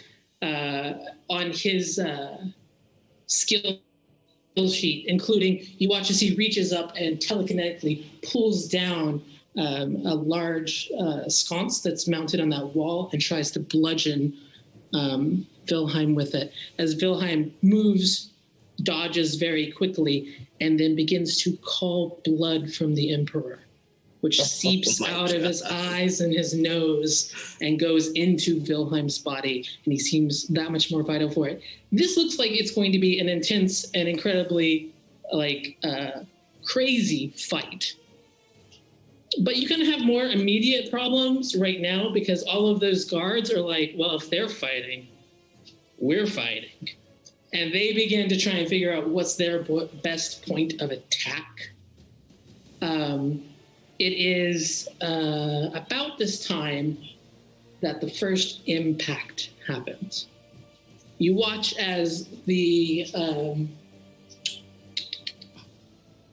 what is it called? The stained glass window to the east shatters from a ballista that hits and rocks the palace. And all of this, all of these shards of glass and stone fall to the ground. It hits the dome that you're on and just kind of harmlessly plinks off of it. And you are able to see now through this busted window that war is not just in the Gorgon Empire, it has come to Vabana itself. And there are flaming catapults and charges of Therentamiel soldiers that are currently sieging the capital city up on the mountaintop. So there's a lot of stuff going on. My question is, Kellen, how are you going to survive? Am I going to survive which part? Well, there's kind of a lot of parts. The first thing I need from you is a dex check. Okay. Because you're not in the protective dome protecting you from all of this. Dex check or save, doesn't matter. Save, please. 3. Ouch. Hold on, I gotta pull up my notes. I have 8 million tabs open. One moment. What is actually happening to me? Would it behoove me to consider some time shifting right now? I think that you would know it's probably better to save it because this is just all of that debris that's falling from the shattered window. It's scattered across the room. So you take... minor cut damage? Yeah, you got 4 points of damage on you right now. Not bad, not bad. Can do that. However, you are currently... well, they are closing ranks. They have not yet closed ranks. You have behind you a hallway you could go out into. In front of you, you could probably get to the dome before they could get to you to attack. But you don't have much other movement left or right because they're kind of surrounding you on both sides that way. They're closing to melee range, is what I'm trying to say. There's a bunch of them. There's like 20 of them in here. What about your invisibility? He's not invisible. I'm not invisible. Okay. Oh, you didn't. No. Okay, so step 1, assuming it's like kind of my turn-ish in the theater of mind, I would like to cast Expeditious Retreat. Is this also counterspelled or stopped in any sort of a manner? No, it is not. Okay. Then he is able to move 1.5 times faster, and he would try moving towards the dome first. Towards the dome. He can outrun the guards. What's your maximum speed then? Is it 45? So with Expeditious Retreat, Or 60? it lets me. So I move 35. So it lets me 70. move. So it lets me move 70 with a dash action as a bonus action, but then I can also dash as an action because the bonus action speed. So I can move a total of 105 feet in a round. But this round you can only do 70 because you use your action to cast the spell, right? No. It's a bonus action spell, and it specifically says on the turn you cast this and subsequent turns. So I got 105. That's period. Okay. With that amount of speed, you can get like into the dome if you would like. You have enough speed that you can get there. Is that your goal? Can I pass into it? I would like to get to it. Can I go into it? Yeah, you can get into it if you would like. Okay, I'll do that then. Okay. Mostly So you, because it'll probably make Lady Sylvanas panic less. you do catch a glint of a grateful smile as you jump into this dome that she's created. It has a name, but none of you know it, which is sad. It's a homebrew spell, so maybe one day you'll learn it. Maybe one day you'll learn it. She does look quite grateful as you do that. These Petrocosta that were heading your way, seeing you suddenly move ridiculously fast, are very confused and begin to turn to converge on Lady Sylvana. They get up to her, but they look real nervous. None of them wants to be the first one to attack, it seems. So they're kind of crowding around, blocking the way through the door, trying to figure out, like, no one's officially given the order to attack. I don't want to be the first person to throw a stone and get us all killed. They're trying to weigh their options about who goes first, basically, in order to do this. You watch as bonus action, Lady Sylvana, still holding this, summons a, hold on, let me see how many she's got. He summons as a bonus action? What you got? I mean, you don't know what she does. You don't know. We're gonna find out. You don't know her like that. We're gonna find out, though. What you think you know about her? Huh? We're about to find out. I'm so bad at this. No, you good, Aaron. Okay. There's 8. So 8 by 3, 2. She summons 2. Well, it's actually familiar to you. She summons 2 hounds of ill omen to watch her back. So she's got her hand up holding this, and then behind her, 2 of these hounds spring into existence. The Petrocosta do look quite nervous at that and take a couple steps back as they're trying to figure out, what do we do?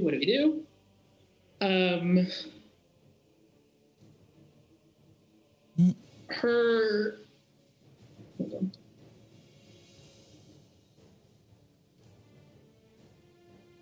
No. Bonus action.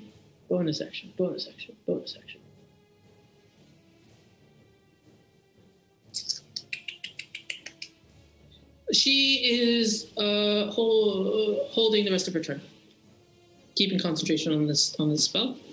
That is keeping all of you in the dome. As we turn back to the Emperor and Wilhelm. Wilhelm, man, I have so many tabs open, you guys. I have 8 million freaking tabs. That's why I have 4 monitors for madness like this. It's just like you got to go through so many different areas. You know what? I'm jealous. I'm incredibly jealous. I hate you so much. Join the club. I'm with Kira. I got 3 monitors and it's nice. Yeah, I'm telling you, it makes you don't gotta rub my face. You don't gotta rub my face. It's gonna be like that. Like gonna be like that. Okay. You watch as the Emperor turns his attention back to Wilhelm and glows for a moment. And you watch as the ceiling star chart also glows with it, and you see now that just like it's on the crest for all of the Gorgon Empire, the constellation for Grellian, the Heavenly Dragon, is prominently affixed. It glows as the Emperor glows, and you watch as Wilhelm has to make a wisdom saving throw. Give me a second. As Wilhelm is hit with this divine power. Is this a spell? It's channel divinity. Mm. Goddamn it, clerics. Yeah. Not a cleric. Is hit with the spell, and he, for a moment, there is this frightened look that overcomes even the blood in his eyes, and then his face hardens, and it has no effect. Oh, okay. Then he's going to take an attack with that flail.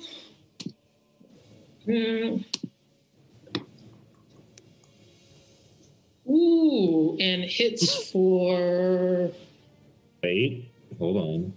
Let me 8 amount of damage.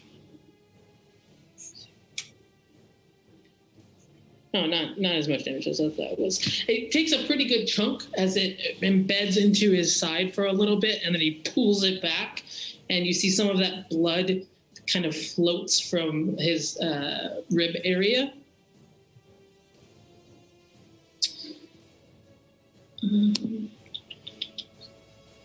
Well, that's good.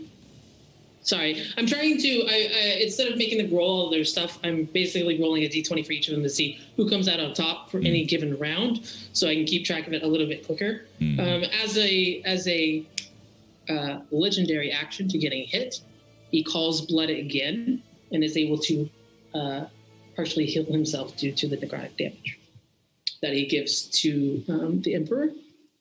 They look right now as they are locked, matched as equals, basically. Very, very different skill sets, very different fighting styles, but both of them are landing blows that are kind of equal in measure. Michael will look towards the guards and then towards the Empresses. So, kid, where is everyone? The mother and the sisters? He looks at you and spits out some blood on the floor and doesn't say anything else as he turns back to the fight that he's currently in. He does manage at one point to push Wilhelm closer towards where this ballista had shattered that window. And you can tell, based on where you are, that it would be a long drop down if somebody were to go out that window. Looking at the next one. The next time that the Emperor has the upper hand in their fight, I would like to use Chronal Shift to make the Emperor roll again, just for the record. Mm-hmm. Excellent. I will keep that in mind. Another flaming... What did they call what you put in a catapult? Whatever. Ammunition. Another bit of flaming ammunition from a catapult rocks the side of a tower that is connected, and it crumbles and falls to the ground, leaving quite a bit of the room feeling a little bit unstable. It feels like this can only happen so many times before this is going to be a problem. Because probably no one knows you're in here to try to avoid doing this to you. Wilhelm and... Sorry. It's fun doing rollies just for what's going on. Wilhelm manages to gain the upper hand on this one because he is able to use bloody arms. His armor and class increases to 20, and he's doing additional poison damage every single time he attacks. And it looks like he's preparing to do something. He hasn't quite gotten there yet, but it's like the Super Saiyan power-up. Like, you can tell something's on the horizon. The Emperor, for his effect,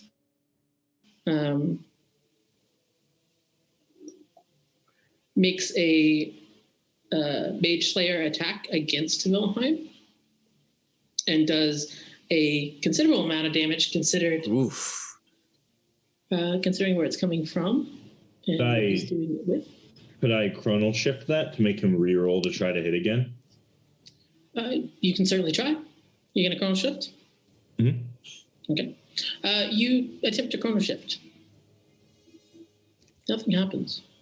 You don't feel the familiar dizzying wave of deja vu that comes along with chrono shift.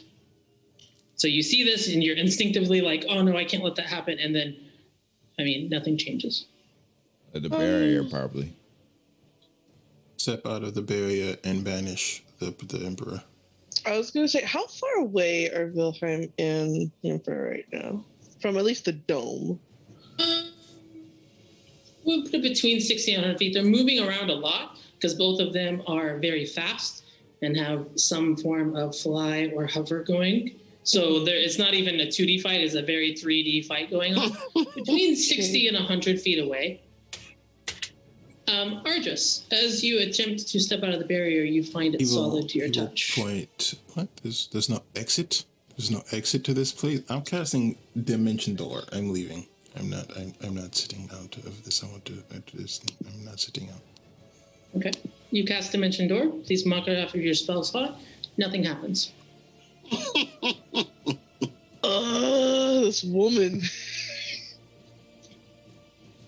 Can I banish myself? Nope. You gonna try it? I don't even know if that's how that spell works, honestly. I don't think you can do Aaron. Technically, I think you can target a creature. Technically. Can Otis ready in action? You absolutely can. In the event that the dome drops, Otis wants to cast Conjure Animals. Okay. Excellent. Should the dome go down, conjure animals go up. Anyone else want to ready one? Yeah, I think I would, realizing that his words are not going so well towards the king, they're going to change their tactics a bit and look towards the guards. And they're going to give, like, the third eye starts to open. And they're going to say, I am Prince Iwan. You will take me to see the queen and my sisters immediately. And they're going to use intimidation to try to get them to go see their family. Let's go, sweet bean. Roll an intimidation check. I will say it's at disadvantage based on their situation, unfortunately. Okay, can I will use my feature, the restore balance to remove the disadvantage, so hopefully I can make it a straight roll. I'm like, oh wait, well, fortunately it's charisma based. I'm definitely not proficient in it. Wow, okay, 16 on the dice, so that would be 21. As you turn and you say this to them, you see that kind of to your right, Lady Sylvana, seeing you, kind of gets distracted from this battle in front and turns with you. And kind of the combined might of your glares cowers the soldiers, but they can't, like, they're looking at the dome and they're looking at you and they're like, what are we supposed to do? So you think that they feel quite intimidated by you, by the situation, by everything that's going on. But you've given them a command that doesn't make any sense to them. They'll look up to Lady Savannah and says, "Can you allow me exit the dome?" Could I allow you to exit the dome? I could. Please, I want to see mother and sisters. I mean, it would be a little bit of a, how do you say, counterproductive if I am letting you out of the dome that I am putting you in, yes? Yes, but I can almost do this. And they'll point towards the dome. So they say, I will be fine. Oh, you sweet child. I am assuring you, you can't do this. Not this, kind of like this. Oh no, I assure you, you can't do this, nor anything like it. Oh? Just be patient. The Emperor will be done with Wilhelm soon, and we can get this all sorted. Oh, but it looks like What they'll did she say? they'll Oh. wait. Would they say Emperor would be done with Wilhelm soon? Mhm. We are in a cage. She put us in a cage right now. We can't help them. I would like to cast Dispel Magic on the barrier. Mark it off on your spell slot. It doesn't do anything. Wait. What? Why? Well, why Emperor Wilhelm? Well, wait. Who are you? I'm Lady Sylvana. You do like to talk a lot. Did my Just spell enjoy the show. Is my spell over? Which spell? Spirit Shroud? Yeah, when you went into the dome, it has magic nullifying cases. Sorry, I should have been more clear on that when you entered the dome. I didn't know that. I honestly forgot you had it up. My bad.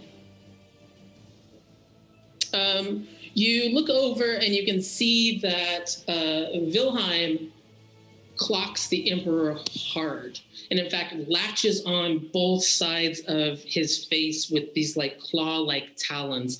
And as he does, he forces the Emperor to stare him directly into these. I mean, his eyes are completely blood red, sclera and all. And as he does, you watch as the Emperor relaxes and kind of just bobs on his feet for a little bit. And Wilhelm turns and looks at the rest of you, and as he moves his hand, the Emperor does the exact same motion. And he turns, he looks at all of you, and then he looks past you to Lady Sylvana and says, "You've got to be kidding me." And is going to misty step to her in order to attack her. What I need from all of you is a dexterity saving throw. Okay.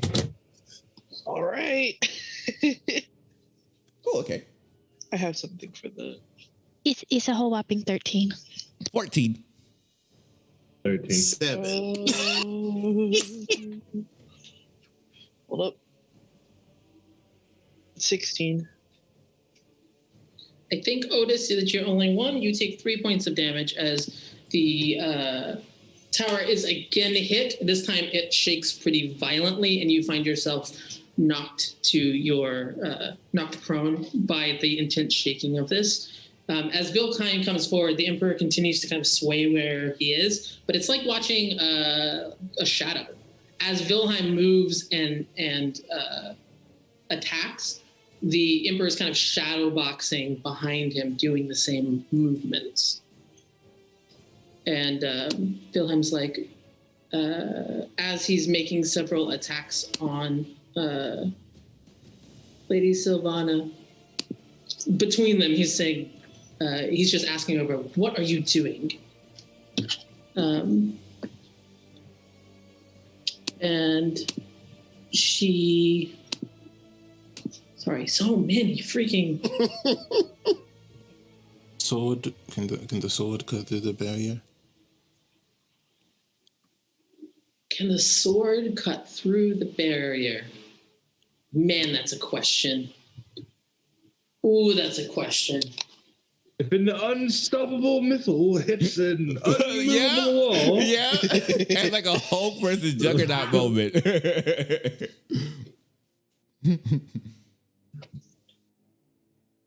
Describe to me what that looks like.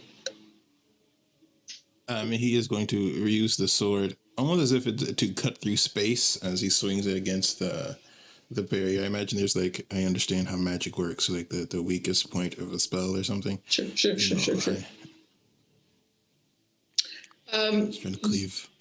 Yeah, so you, as Wilhelm goes to attack Lady Sylvana, you take your sword and you begin to carve against this barrier. And as you do, there's a moment where she is sufficiently distracted by Wilhelm that her full concentration isn't on the spell, and you seize that moment. And as you puncture it, it's like a balloon or a soap bubble popping, and it's just not there anymore. Can Otis still trigger his action? You can. All right. How large is the space? This room is like, gosh, distance is hard, you guys. Okay, you said they were fighting like 60 to 100 feet in the air. Yeah, it's like a 120-foot radius room. Oh, wow. In a circle. Most of the people are in the bottom half of this circle towards the door. Are we going giant owls? Okay. 8 of them. Okay. 8 giant owls expand into the space kind of in between you and where the Emperor currently stands, mimicking the motions of Wilhelm. They are there. Interesting. Does Otis have control of them? You do. Okay. Otis I need will... everyone very quickly, because we are now out of the barrier. Roll me a quick initiative so I know who's going first. All right. Get it. Gotcha. Ooh, that's a stinky roll. 29. Ooh. Ooh, look at me, I'm archers with my. Oh, you gotta be me. That's another 7. It's okay. I'm right there with you. I got a 3. I got a 16. 19. You call that a sneaky roll? I rolled a 9. I got a 19. I just want to say the alert feed is awesome. Killen? 15. Nice.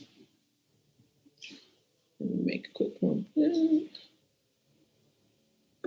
Oh, man.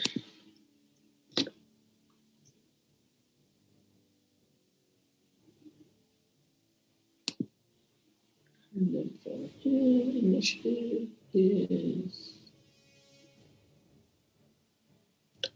Okay. Argus, you are for the first to go. You can see that Lady Sylvana is currently in a massive battle, and she's not saying anything because her full focus is on attacking and keeping herself safe. But in between every single attack, Wilhelm is questioning her and trying to figure out what is going on.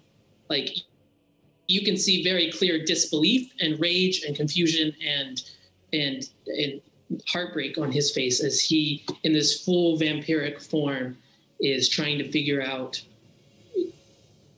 is he going to have to kill her, basically. Who do I think is winning? He looks like the Emperor hit him quite a bit, but Lady Sylvana has less overall vitality. So they look pretty evenly matched right now, basically. Can I, if I wanted to, could I attack her? Like, am I close enough to reach her? You could get to her. It will put you more in danger from the Petrocasta that are now moving because the barrier is gone. But you could get within melee range. All right. So Argus is pissed, so he's just going to rain fire down and everything and just start casting fireball. Okay. Tell me who are you trying to hit? If you hit Lady Sylvana... Incinerate the most living people on the other side as possible. Okay. Okay, cool. Roll me some damage. What level are you casting that as? I'm casting at 3rd level. 3rd level? I'm just used to roll 20 because that's a lot of dice.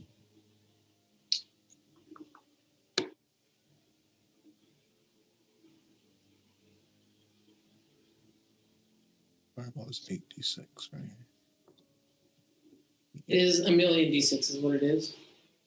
22 points of fire damage as I burn alive. Very nice. In a weird echo of the last time you were in Vabana, you set this room on fire. And as you do, you see tons of screaming Petrocosta if you're facing the door, on the left-hand side. It looks like approximately 7 of them were hit, which is pretty phenomenal considering. And they do look badly injured. All right, then that will be. That is my turn. I don't think I have any bonus yet. I don't have any bonus actions. Where are you moving? Are you going to stay where you are? Are you going to move away? Are you going to move towards? I'm staying. I don't know the exact layout. You're roughly in the middle of the room right now. I assume there's like pillows or something. So if there's anything that could be considered cover that is near me, I will go to that. But if not, I will stay with the collective. You could get closer to a pillar, but the pillars are on that kind of the outside of the room, like 100 feet away. Okay, then I will move to the safest area. Okay, so I'm going to say you probably back away from the mass of people, kind of give you a little bit of space so that if you want to do some ranged attacks that you can. Mm-hmm. And that ends your turn. Mm-hmm. Lady Sylvana is next. She's going to reach out and... ooh.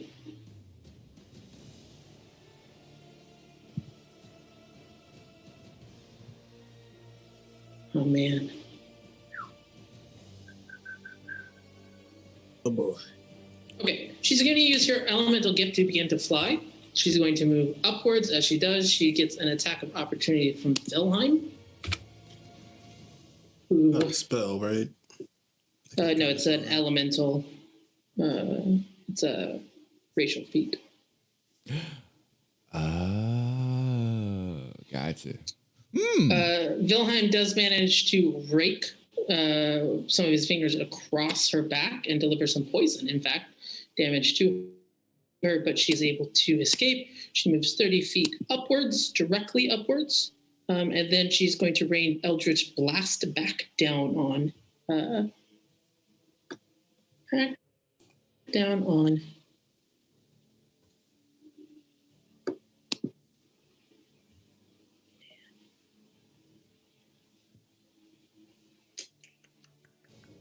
It's not worth it. Yeah, no, I lied. Fireball. I'm counter spelling fireball. I only get to cast fireball. What level are you counterspelling it at? 4th level. 4th level? Because right. somebody burn on my 3rd level. She reaches down to cast fireball, and as she does, it fizzles in her hand, and she looks up directly at you. Or I guess looks down directly at you and looks angry about it. Looks pretty darn angry about it. I gain another power surge from that. Oh, War Mage. Oh, that's right. You do? Mm-hmm. I love it. I love it. I love it. I love it. I love it. I love it. Mm-hmm. All right. That will end her turn, as she is now 30 feet above you. It is Vilheim's turn. Vilheim is going to... You watch as he looks at her, and then he closes his eyes, and his arms kind of fall to his side, and his face goes very, very blank for a moment. And then there are... Well, hold on. I'm going to roll 2d4 real quick. This is madness. 6 imps arrive around this, and around her, rather, and will attack. Yo, we out here. Vilheim is countering gangs. Wow. I did not know. We have to talk with this man later. Like, sir.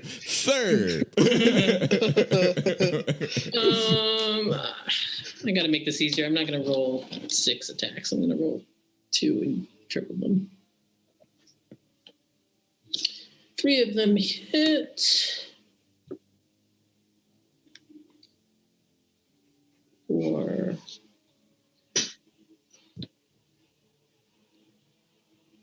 14 points of damage plus a con save, which makes 3, 6. Okay, a massive amount of damage. It's like a shark feeding frenzy as these imps just all kind of go up around her and begin stinging or biting her in order to try and take her down. Bilheim looks frustrated a little bit, but instead of focusing on her, he focuses on you for a moment and seems to be doing a head count. And looks at Micah. You all right? Yeah, he looks creepy because there's lots of blood involved, but he looks concerned. Okay, and then his gaze goes right back to her. Micah, it is your turn. So now that Micah is no longer in the barrier, they're going to go towards the guards that they intimidated. It says, I have issued a command. You will take me to see mother and sisters immediately. The guards that you have issued a command to are currently writhing on the floor on fire because a fireball exploded on them. None of them seem particularly fit to go anywhere or take you anywhere. And you see quite a few other people in this room are already just abandoning. They're leaving. They're not fighting at all. They're just taking off. Go. Right now, no one seems able to answer your call just because they're either dying or fleeing for their lives. So in that case, Micah, is there a guard that is like not dead, but perhaps like either unconscious or close to dying? Yeah, sure. There's one on fire. He's mostly charcoal, but still kicking it. All right. So Micah is going to head over towards that guard and place a hand on his shoulders. It says, ow. Wait, hold still. And they're going to cast Cure Wounds using their free slot to give him some hit points. You see the pain lessens. How much do you heal? I think the free way I get it is the first level. Let me roll a D8 plus. Ooh, okay, I take that. 12 hit points back. Okay. He looks about half as out of it in pain as he did before. And they'll look towards his. So I helped you. You will take me to see mother. Oh.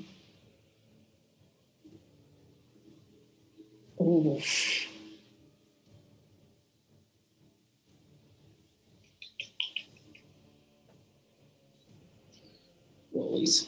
I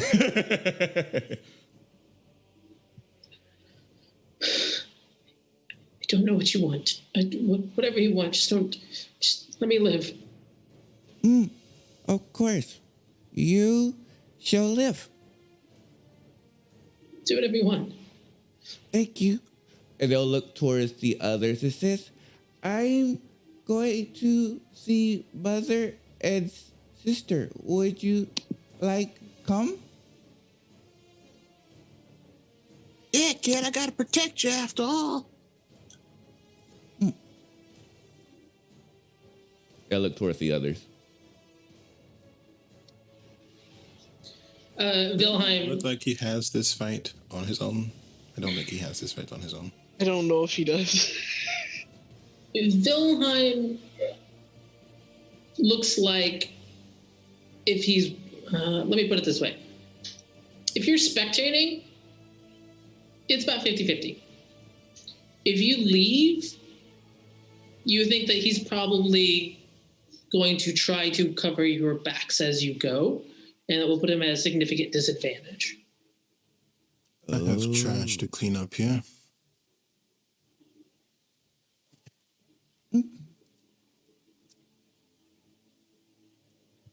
Yeah, Otis is with Micah. And that's character priorities. Yeah, it is. Okay. All right. So two of you are going, like I said, lots and lots of very scared Petrocosta who are just like, well, the Emperor is not technically ordering us not to flee, so we're going to take advantage of that loophole and just run. But the one very badly burned one kind of struggles to his feet and is just like, I don't know where to... It's okay. Just take me to see them, and you'll be fine. That is the sweetest threat I've ever heard. They begin to walk out the door. Can Miri, she's gonna stay, but can she try and cover them as they leave? Yeah, you are next in initiative order, so I think that what we'll do is we will tie Micah and Otis's movement together, so they'll move on Otis's turn, so that they're moving together. So you can cover them because that will actually happen after you go. Okay. Yeah. So you are beginning to move out because the way combat works, you're not going to get all that far in the next round, but you're going to get out the door. Anything else on your turn, Micah? Nope, that's it. All right, Mary, it is your turn. You can see that Otis is beginning to go to where Micah is, who, like, this very burned guy looks like he needs to lean on someone and realizes he can't lean on an 8-year-old. So he's trying to figure out what to do. Oh, yeah. Well, Otis still has things he can do if you're saying his turn is happening and he's moved. Not quite yet. It will happen after Kellen's turn is yours. Got it. Okay. Okay. So Mary, Kellen, you. Miri, I mean, she has her gravities out, but she'll start moving towards them. And she'll say, I'll cover you all as you go, but I'm gonna stay. Okay, please, careful, please. You come back to us, Micah, and Otis. Yeah, give the thumbs up. Okay, so where she is now, how far away is Lady Solana from her? She is 30 feet up and probably 20 feet away. So give or take 40 feet. I got you covered. No, because I need her to be within 30 feet. Okay, you have enough movement. You can get within 30 feet. Like, you can get underneath her. Okay, I'm going to use my Hexblade's curse on her. Nice. And I'm going to curse her. And that's a bonus action. So as my action, I am going to Eldritch Blast her.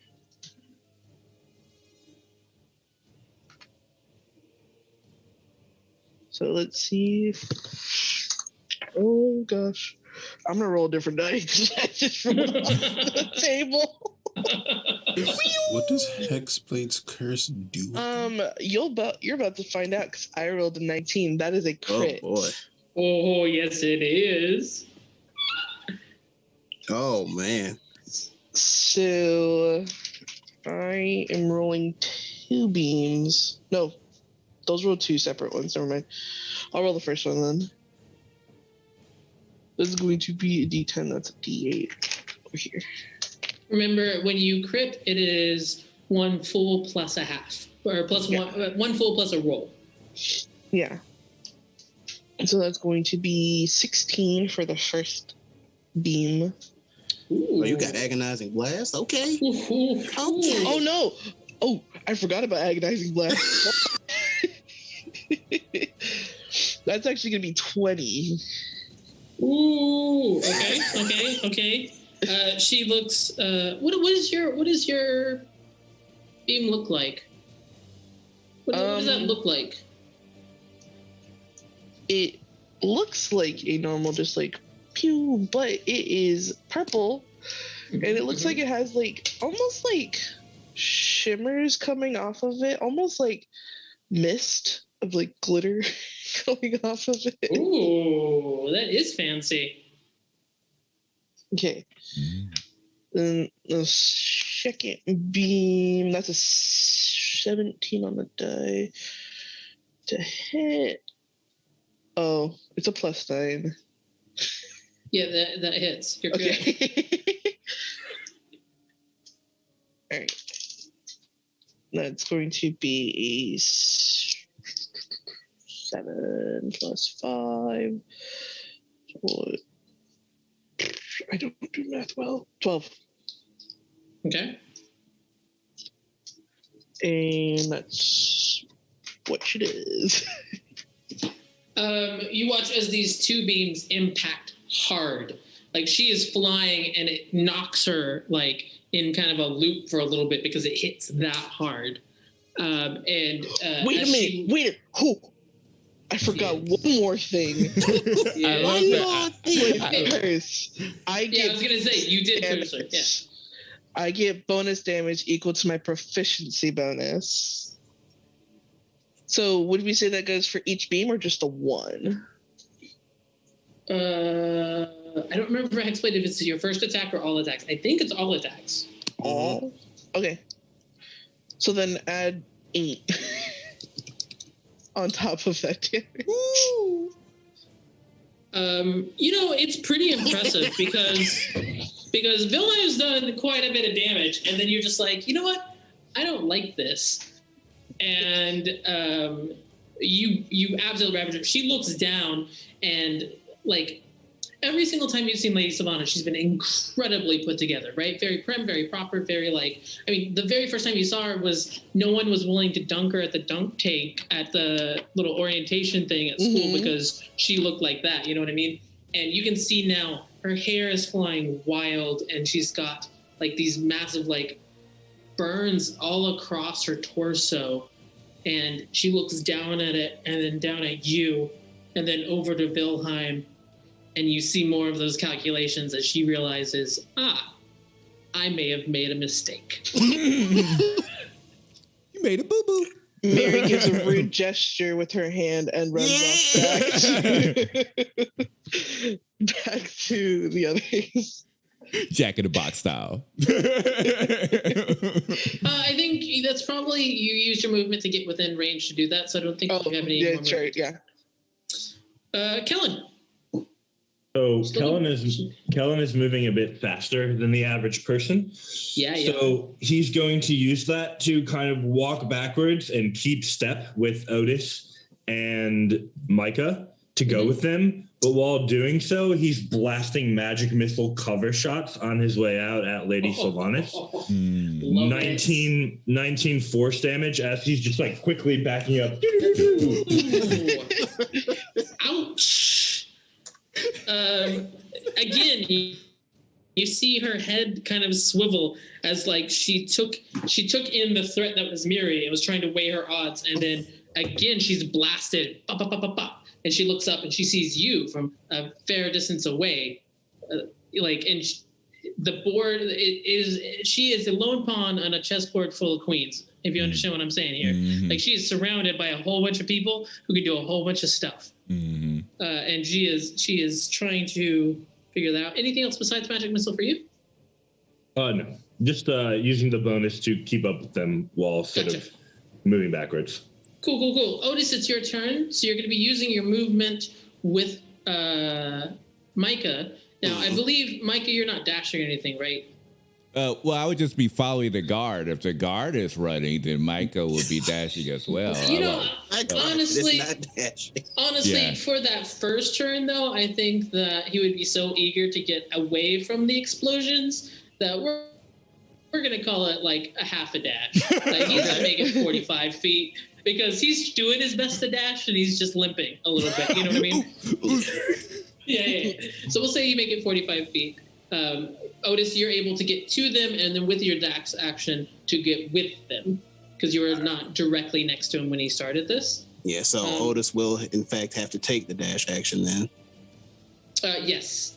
And he can still command his animals. Yes, he can. So with that, well, actually, as a free action for flavor, Otis is going to think at Nazareth. Did you see that? Tried to put us in a cage. In a cage. And Otis is going to actually order his owls to follow Vice Chancellor Wilhelm's orders because they can't understand language. I don't think that you can pass off your summons if they follow to my another order. word. Oh, that's cruel. No, I mean they are magically required to follow your orders. They're magically required to follow me. But owls are smart and understand speech. Well, you should just think for a second. You should be able to accomplish a similar thing though with your own orders before you leave, because once you order them, they follow the last order you gave them until you leave. Right? So you could say something like "mob that woman in the sky," and they would do that until that order is completed, even if you walk away. They are surrounded by imps, and these are large creatures, though. That's the thing. Well, but you have owls. You have Mm-hmm. owls. They can like dive bomb attack. Yeah, So, I mean, I don't know. It's up to you. They can dive bomb. All right. These are giant owls. Yes. Mm-hmm. I mean, they're large creatures. You are aware that this tower is probably going to collapse. We're going underground. Well, is that a true statement? Well, we're following this person to wherever Micah's people are. You are following this person somewhere. That is absolutely true. Something you might consider with your very high wisdom is, because of how high of a fall it is on this tower, you might want to have a large beast that follows your commands that would fly you out. And that's the thing. This is a big platform. Okay, here's the thing, Aaron. Like, when you say that this person is heading toward a direction, what does that direction look like? Basically, you're in a circular room right now. Right. There's a set of doors. Right. He's going out the doors. Are these the doors that we came from? Correct. So you saw a whole bunch of doors in that hallway, but you didn't really get a chance to look at the hallway, so you don't know, you don't know if there's stairs. You don't know if you have to go through one of those doors to get somewhere else. You don't know. You just know you're going through those doors. That's the thing. So we're going further indoors, so it's not like they're going to be able to just fit. And even if Otis told them to aid him, they would have to be able to find him. Otis will order them to swarm. Lady Sylvana, order the owls to dive bomb, essentially. Attack with flyby if they get the chance, get out. Okay. Do me a favor and roll 8 d20s plus 3. All right.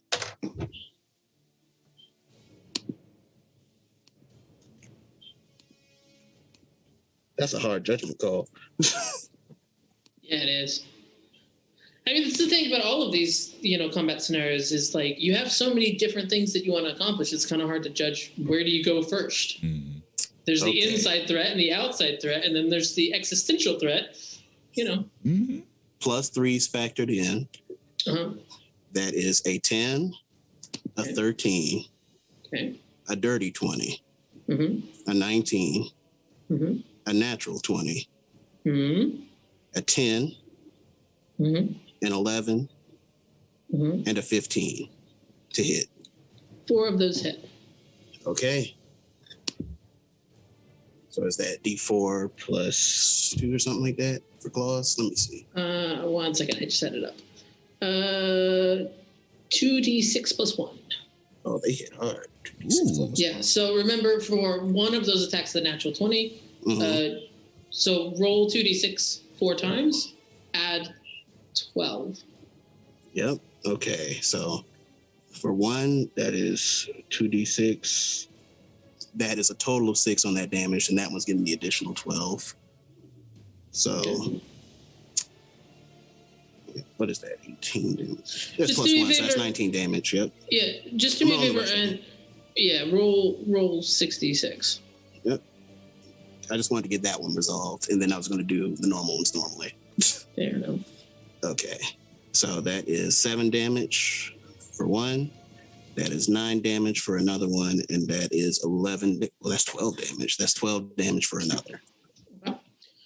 You look over at Lady Sylvana, who is as surrounded pretty much as a person can be while flying 30 feet in the air. There is just imps and owls abound. It is wild.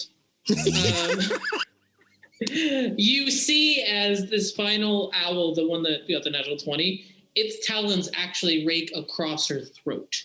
Oof. And as it does, you watch as just blood is gushing forward, and she almost begins to fall.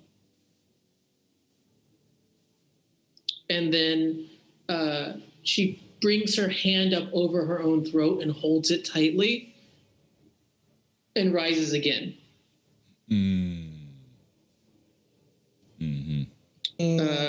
It is not looking good for her, though.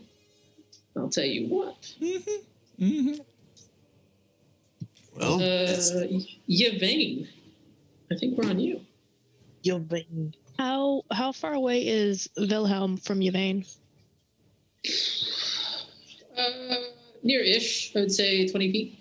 Okay, good. She's gonna cast Bless on him. Nice. yeah. Very nice. Wilhelm And then- is blessed. Yes, and then she's gonna go and try and follow the others.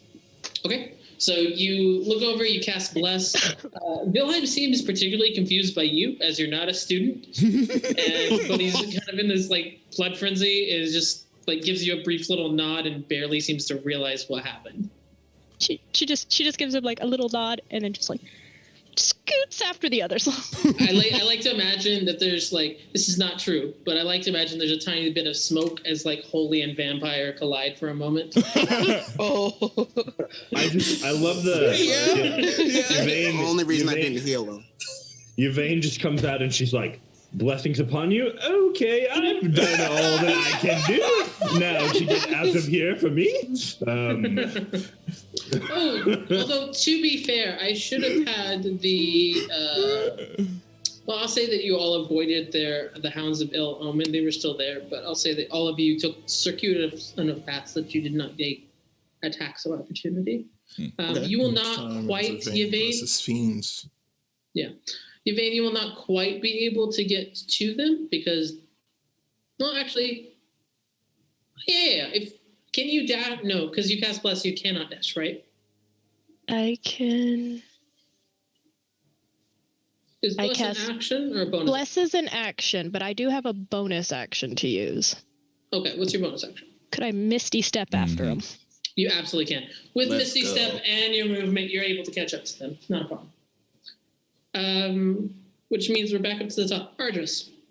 Lady Savannah is in midair, clutching her own throat, bleeding out profusely, surrounded by imps. There's a whole bunch of giant owls all over in the room. Wilhelm is not too far from you, and his attention is laser focused on Lady Savannah right now. Everyone else except for Miri seems to be heading out the door. Okay, so Miri is still around. All right, then I am going to pull out the sword, and I'm going to cast Steel Wind Strike to attack 5 random soldiers that aren't on... No, 4 soldiers that aren't on fire, and Lady, what's her name? What's the range on that? Can you get Lady Savannah? Everybody within 30 feet of me. How close is she to me at the moment? If you move close enough to get her, you could go to right next to Miri. You could get close enough that you're 30 feet from her, but it would put you farther away from other targets. Just as long as I can have a total of 5 targets, it doesn't really matter who they are. So if that's possible, then I would. If you want 5 targets, then you need to not target Lady Savannah and move to the door. Fine. Then I just hit the most amount of people, including Okay. Lady Savannah. Yeah, you're not going to get Lady Savannah. Go ahead and roll your stuff. Actually, I'll attack Lady Savannah instead. Okay. What are you attacking with again? The sword. But I'm casting Steel Wind Strike, but I'm hitting her with the sword. Okay. Okay. So how many is it? It's just her? So just one roll? Yeah.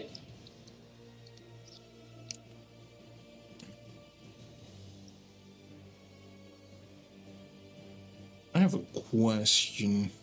You No, have I'm not inspiration. gonna- Oh, I do. I'm gonna roll again. I love how Aaron knew what the question was.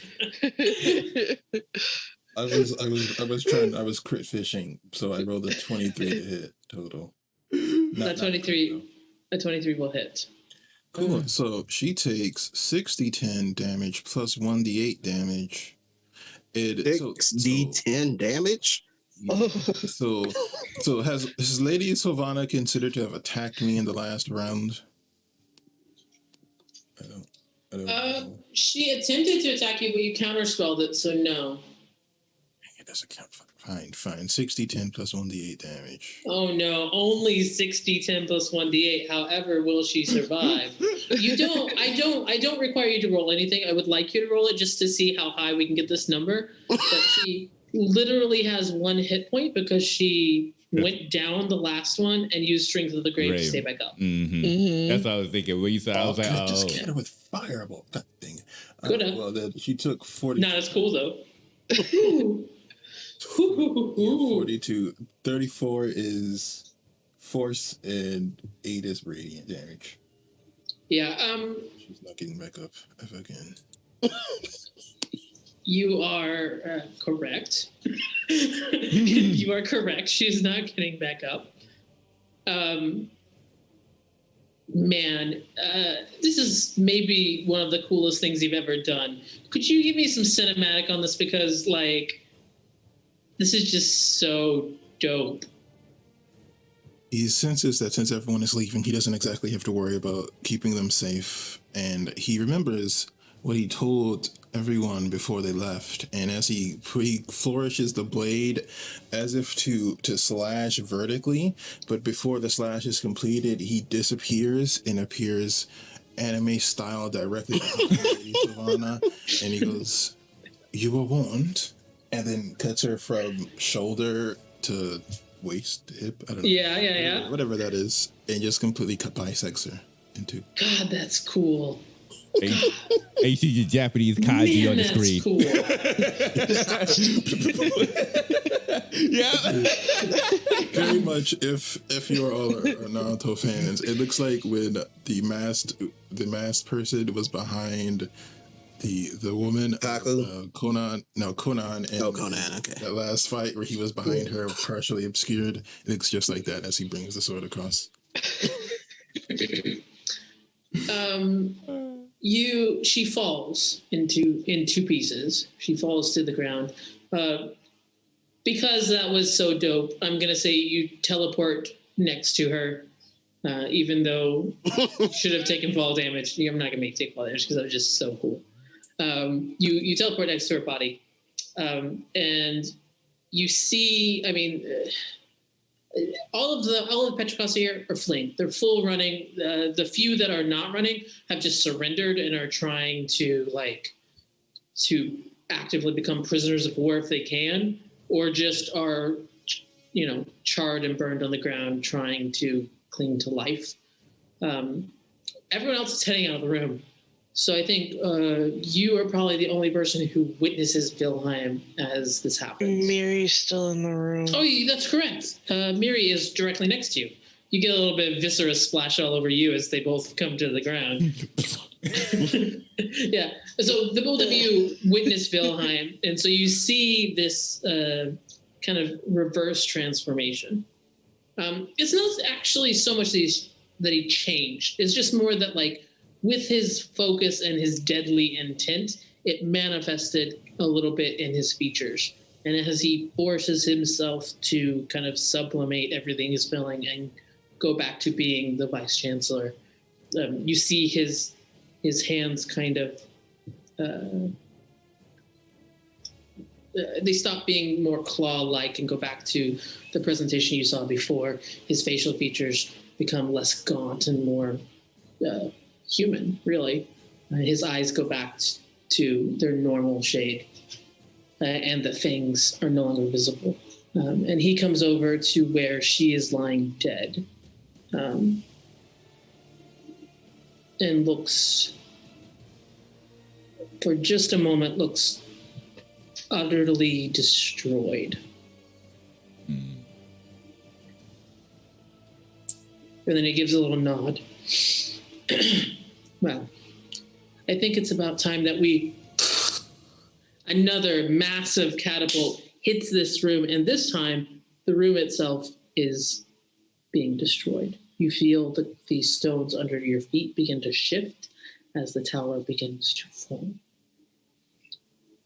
He reaches out as he's getting ready to scramble and takes her. I mean, I guess her head, like the way you chopped her. I mean, he's taking the upper half, but it's more the upper quarter, I guess. Basically takes her head and kind of takes off his jacket and wraps it up. And then it's like, we have to get out now. How close are we to the Emperor? The Emperor... Could he get her? Could who get who? Could the vampire guy, the Vice Chancellor, get the Emperor and then make it out without dying? You don't know how...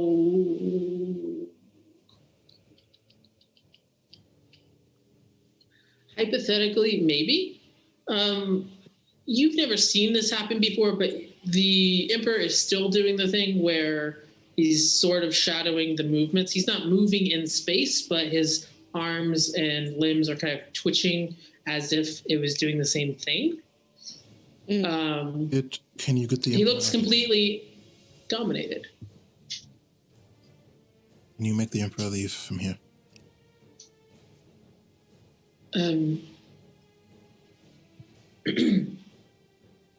Of course. To where are we taking the Emperor of a nation that the Antomios are at war with?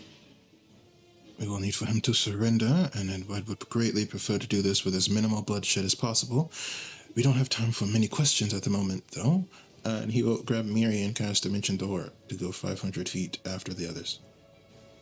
Okay, the others have not gotten all that far. Sorry, that general direction, because that part's not collapsing. Argus wants to just show off. It's okay. As you get to that part... Leaving Miri to fall to her death.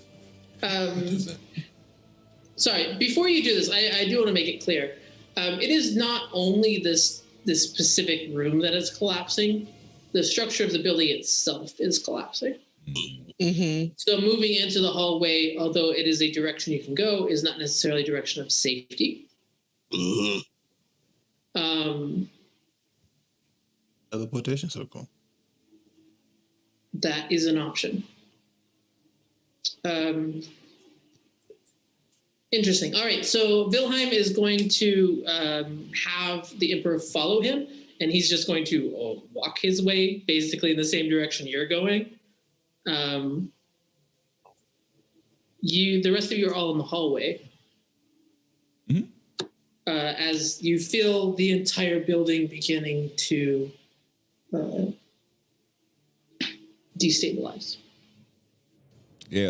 Michael will look towards the guard and say, we have to hurry. Building's not staying up long. Yeah, please don't kill me. They're probably not even here. They're probably left. They're probably out, and it'll be. Please don't kill me. Please, just let me go. Well, I won't hurt you. I just want. If I stay here, then I'm going to die. Please. Well, I mean, once will you take us to go see Mother? Yeah, you can leave. I need deck saves from everyone, please. Oh. Oh boy. Go, Micah. Otis, this is the wrong time to fail. 13. Do we avoid the deck save since we're teleporting? No, your teleportation was instantaneous. You are with them. The building itself is what's causing the deck save to happen. Can I delay the teleportation by a few seconds? Then you will teleport. I mean, then you'll make the deck save in the other room. You're not getting out of it. It doesn't matter which room you're in. You just don't make a deck save. So I don't think you understand. I assume 10 will fail. This whole tower's collapsing. Like, you are free to make a deck save in any room you would like.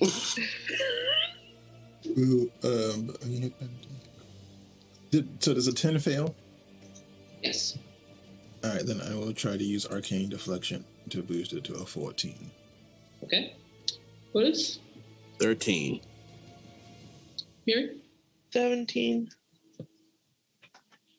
Kellen? 20. Oh, nice. Natural or not? Dirty. Oh. Otis? Oh, you said Otis. 13. It's your vein. Oh, you want Yvain? Okay. 13 as well. 13. All right. Miri and Kellen, you take 9 points of damage. Everyone else 18. Oh, As man. large chunks of stone begin All to right. fall I gotta from make the my ceiling. concentration check. And you see this guard that you were just talking to become jelly underneath this massive stone that falls directly on his head. Traumatized, but okay. All right. That guy. Everybody's sufficiently got PTSD. Let's go. I'll just Ooh. one day. He Otis just barely maintains before those this. owls. What'd you get on your concentration check? Otis got a 13.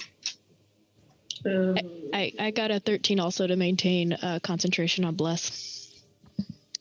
15 for expedition.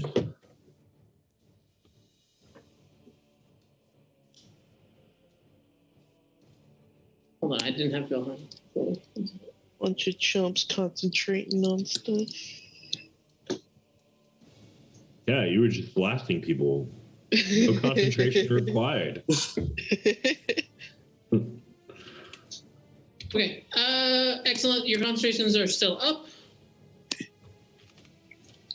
The room that you were in, the hallway you are in, is collapsing.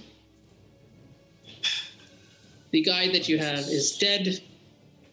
Wilhelm is leading a mostly catatonic emperor and holding the head of Lady Saval. We gotta turn around and move, guys. Otis is gonna about face and command his owls to let people mount up if possible. And when Otis gets back, gonna try to mount one. Okay.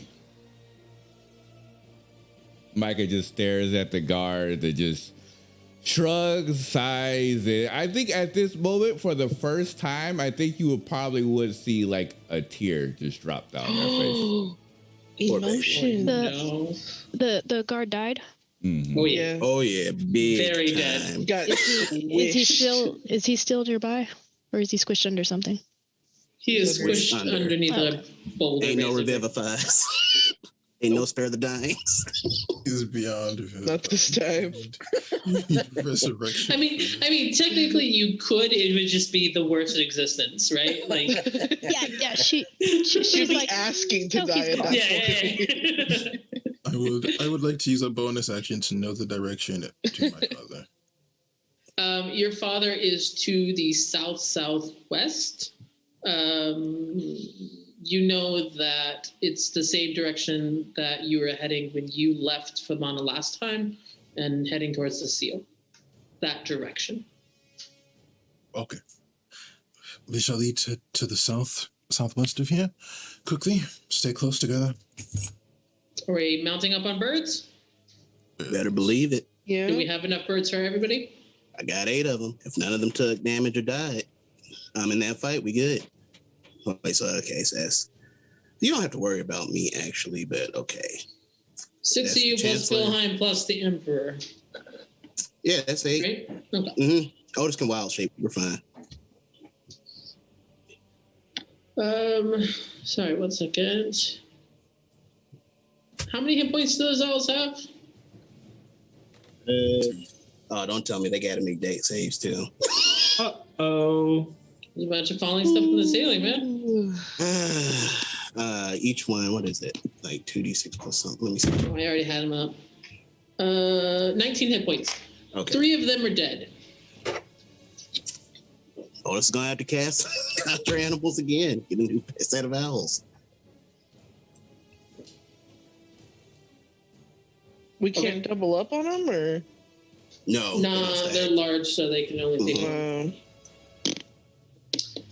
Okay, so your owls disappear from existence. You cast your spell, they reappear in existence. Everyone's hopping on an owl. Toot sweet, we're running, flying out the window just in time as the room that you were behind you, all of that beautiful stained glass explodes outwards as the roof of the throne room collapses, and with that force, the entire building implodes on itself and becomes pretty much just rubble.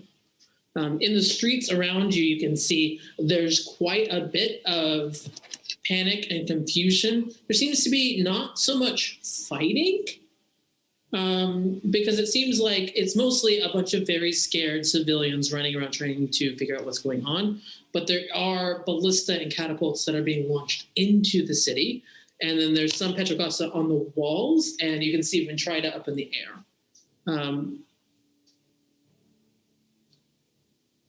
Which direction are you heading? Otis will actually follow instructions and order the owls to fly south. Ooh. I don't know if that's character growth or not, but it is happening. So It's an emergency situation. the owls begin heading south, and you can see as you crest over these high walls that surround the city of Vimana. Vimana is up on the mountain, and you're looking down kind of towards the valley all around. And there is just so much army there. There is so much. There are catapults, there are ballista, there are ranks of mages that are launching magic artillery, basically, into the city. There are soldiers on various different types of mounts and steeds, and you are convinced for every two that you see, there's probably one that you don't, because some of them have to be rangers or scouts or whatever. But you do see in the distance, not too far from that really interesting tree, a series of tents. Mm. Is that where you're heading? Yeah, Otis will order the owls to bank toward the tents. I recognize the tents as like a military thing.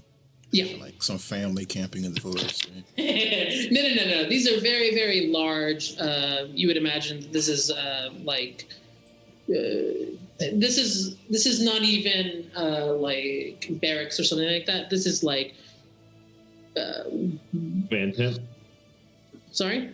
Like a command tent or something? Yeah, like a command center. Very, very good. It's like several command centers all joined together in these different tents. Some handling artillery, some handling the mages, some handling supply and all of that.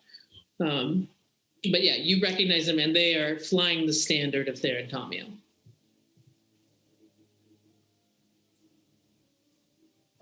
That direction. Otis already ordered it. Your owls go, and as your owls approach, there's quite a bit of kerfluffle on the ground as they're trying to figure out, you don't look all that dissimilar from the Ventrida that have been raining attacks from the sky. You better say something to your dad. Be very useful. I will just hold. I assume I have some sort of like symbol of my house. I will put that up. Just Archers and company. Hold on. Hold your fire. You're quite a ways up in the air. You could say that. No one's gonna hear it. He will. I mean, he will just keep saying it as they approach. Yeah, I imagine that the Rangers will, as they get closer. Got minor illusion, dog. Or message. Minor illusion doesn't do. Oh, am I? If your thaumaturgy, you could. Yeah, minor illusions do that. I will. Yeah, no, that's not that. And then I will just use the message towards people as well. You know, kind of like a just repeated message over and over again until we get closer. I do love the idea of you just trying to be a comms officer so much and just being like, we're hailing on all mental frequencies here, trying to get somebody.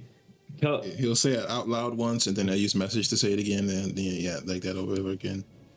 Eventually, someone will pick it up. Kellen will also use prestidigitation to shoot white sparks up into the air. One of the things you can do is create harmless sparks. Mm-hmm. So they would see like white flag flickers going into the air. All right. I think between all of these things, only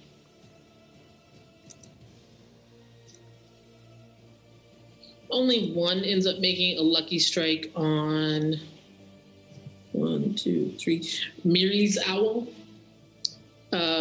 It clips a wing. It's not enough to kill the giant owl, but it does begin to descend much more rapidly than the rest of yours. As she's going down, she's like, reaction somebody featherfall. down, Reaction shoot. featherfall. Reaction featherfall. Reaction featherfall. Reaction featherfall. You reaction featherfall, and both the owl and Miri start to fall at a slower rate. Because I assume you targeted the owl as well. Yes. Okay. So both of them start to fall at a lower rate. The benefit of this being that the people on the ground are able to see better what is going on, and you finally hear someone say, "No, hold your." Otis I feel like is gonna, Miri would Otis is gonna show, we have specifically order- Ardris. Otis is going to specifically order his owl with him on it to bank toward Miri, while the rest of the owls stay the course. Yeah. So we will cut to the chase here for a little bit. All of you do end up managing to land. There is one very sheepish looking guy who's just like, I mean, it was a good shot, but like, why did it have to be this one that I hit and not any of the other Metroida that have been like dive bombing us all day? And that is the only shot he's managed to hit this entire war so far. yeah, no, absolutely. Cannon. This is crowning moment right here. That's so sad. You're just like, did you see I got it? And then it's like, oh, no, it wasn't me. Yo, because that's Everybody exactly what pointing at him. That's exactly what Otis was gonna do. After Otis sees that Mary is okay and they walk toward the camp, he's just gonna be like, "Who did it?" Yeah. So, like, as you begin to walk over, you see there's a lot of like natural confusion and like curiosity because like who is this random group of people just flew into a war zone to land at the command center tents, and then they see it's a bunch of children, and that adds to a lot of confusion. No. Kellen knows that noble people do not announce themselves, so he will actually do Ardris the favor of saying, "The heir Alarin returns," to all the people on the ground. So the confusion over children becomes the confusion over the child's like what do you call the people who do the announcement? I guess announcer, the child announcer, and then they see Ardris, and man, do people straighten up quick because just about the time you get that out, the tent flaps, the flaps of the tent open, and strides forth Lord Alarin. Trying to see what's going on because things just got weird on the outside. And he takes one look at all of you, some of you covered in a bit of blood, Ardris covered in quite a bit of blood, considering the blood-stained sword across your back. Wilhelm looking roughed up, and a whole bunch of giant owls behind you. That's pretty gangster. I don't care. He takes a solid minute to just kind of take all of this in. Oh, and the Emperor. And the Emperor. Oh, yeah, he doesn't even see the Emperor first because he's just trying to put together all other pieces of this puzzle. And then he sees the Emperor, and you see this smirk on his face as he turns to Ardris and says, "Well then, I am impressed. Come in." And it offers you to come inside the command center. He will check with the others first. Are you all right? I'm sure there's someone that could treat any injuries you may have. Oh, shot Mary. I'm okay, Otis. It's okay. I will make sure that the person who fired such a wayward shot is properly admonished. Don't execute him. It's okay. I'm alright. I did not say that. I don't know what that word means, so. They will receive a stern talking to. He's gonna handle it or whatever. Yes. Thank you for your work. If you would like, you may join me. Or you may take some time to rest. Wilhelm meets your gaze and then kind of just quirks an eyebrow. And does that include me? He won't look directly at him, but he will say, "You all have done a great service. I believe you've all earned my respect and a place In this exchange, you may follow me if you wish, or take a break.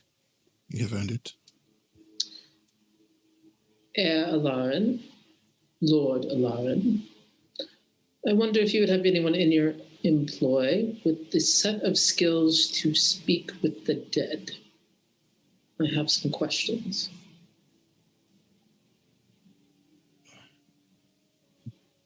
Do we have someone like that? You got humongous staff, Doug. I don't know what to tell you. Ellen looks at Yvain. You got this. Honestly. You got bisected. I don't know if that's the thing. Well, the face is still there, so the mouth is still there. You know, he picked up her head for a reason. Yeah. We watched Yvain bless someone, so Kellen just like eyes whip over to Yvain. It's not really my wheelhouse. I can make sure she doesn't decompose. We will check to see if there's someone like that and have them brought to the tent immediately. Is the Emperor pacified, or should I have someone bring manticles?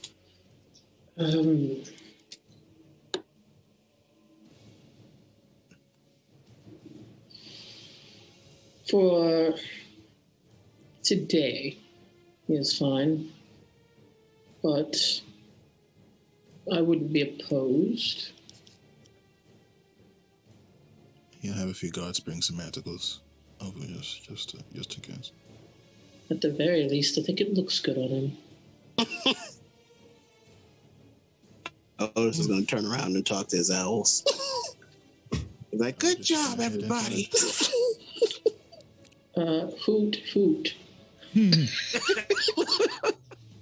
they understand exactly what he's saying, so they all good. And Otis is going to talk to the injured one. I'm sorry you got hit. There's a lot going on. Hoot, shrug, hoot. Okay, everybody, I'll call you when I need you. And Otis will dismiss the spell. They disintegrate into light, happy that they have completed their mission. Wilhelm is going to request somewhere private, if you have like a tent or something, so that he can kind of pull himself together. But before he leaves, he does say, I am grateful for your assistance. I have a lot of thinking to do. I am concerned for the students in there in Tamiel and would like to return there as soon as possible. Let's take some time, and I will arrange for travel as soon as it is safe to do so. Hey, Ardris? Yes? Not to ask too much, but while you're speaking with your father, could I borrow a bow? I have some anger to go work out. I'm going to join them in.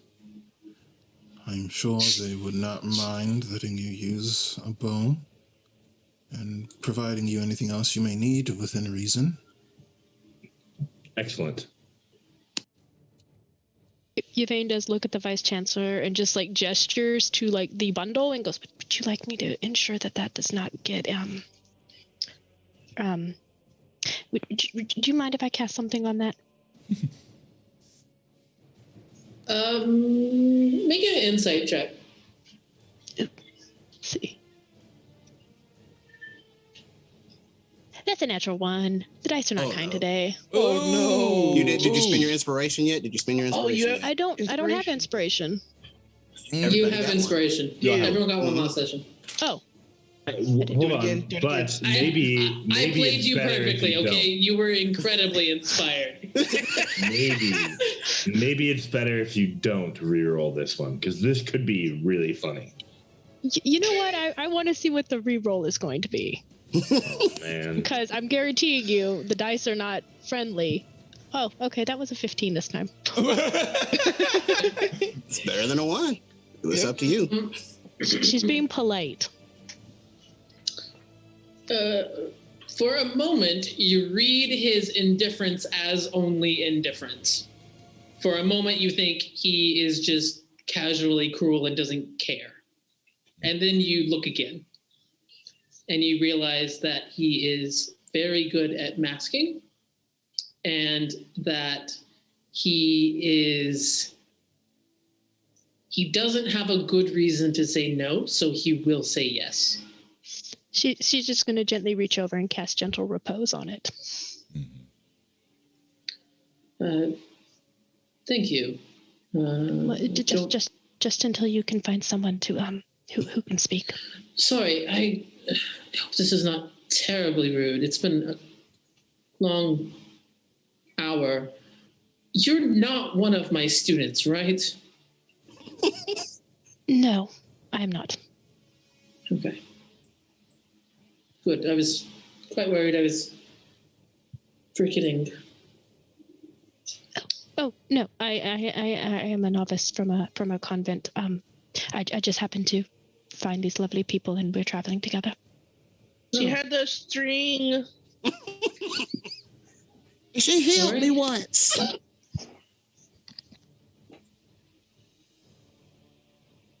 Sorry. As far as requests, sorry. If you got something going on, sorry. You are good. Wilhelm looks very, very tired as he wanders over to wherever this kind of like tent or shady part under a tree is, or whatever. And he seems to handle the remains with care, and is otherwise unreadable. And he kind of goes and does his own thing. Yeah, we're getting towards the end of today's session. So as we get to this camp, I want to ask, kind of, what is your overarching goal while you're here? And then we might do one or two scenes before we call it quit today if there's something we want to RP out. You got it. Y'all first. Ellen is genuinely going to requisition a bow and a quiver of arrows and go to try help the men shoot down the giant eagles in the Ventrida. Are you proficient with bows? I don't even care. It doesn't matter. Okay. Let me check. For funsies, would you give me an attack roll? If you're not proficient, make it a disadvantage. I am proficient with crossbows. Could someone give me a crossbow? Ooh. Yeah, why not? Sure. Excellent. Okay. That is 21.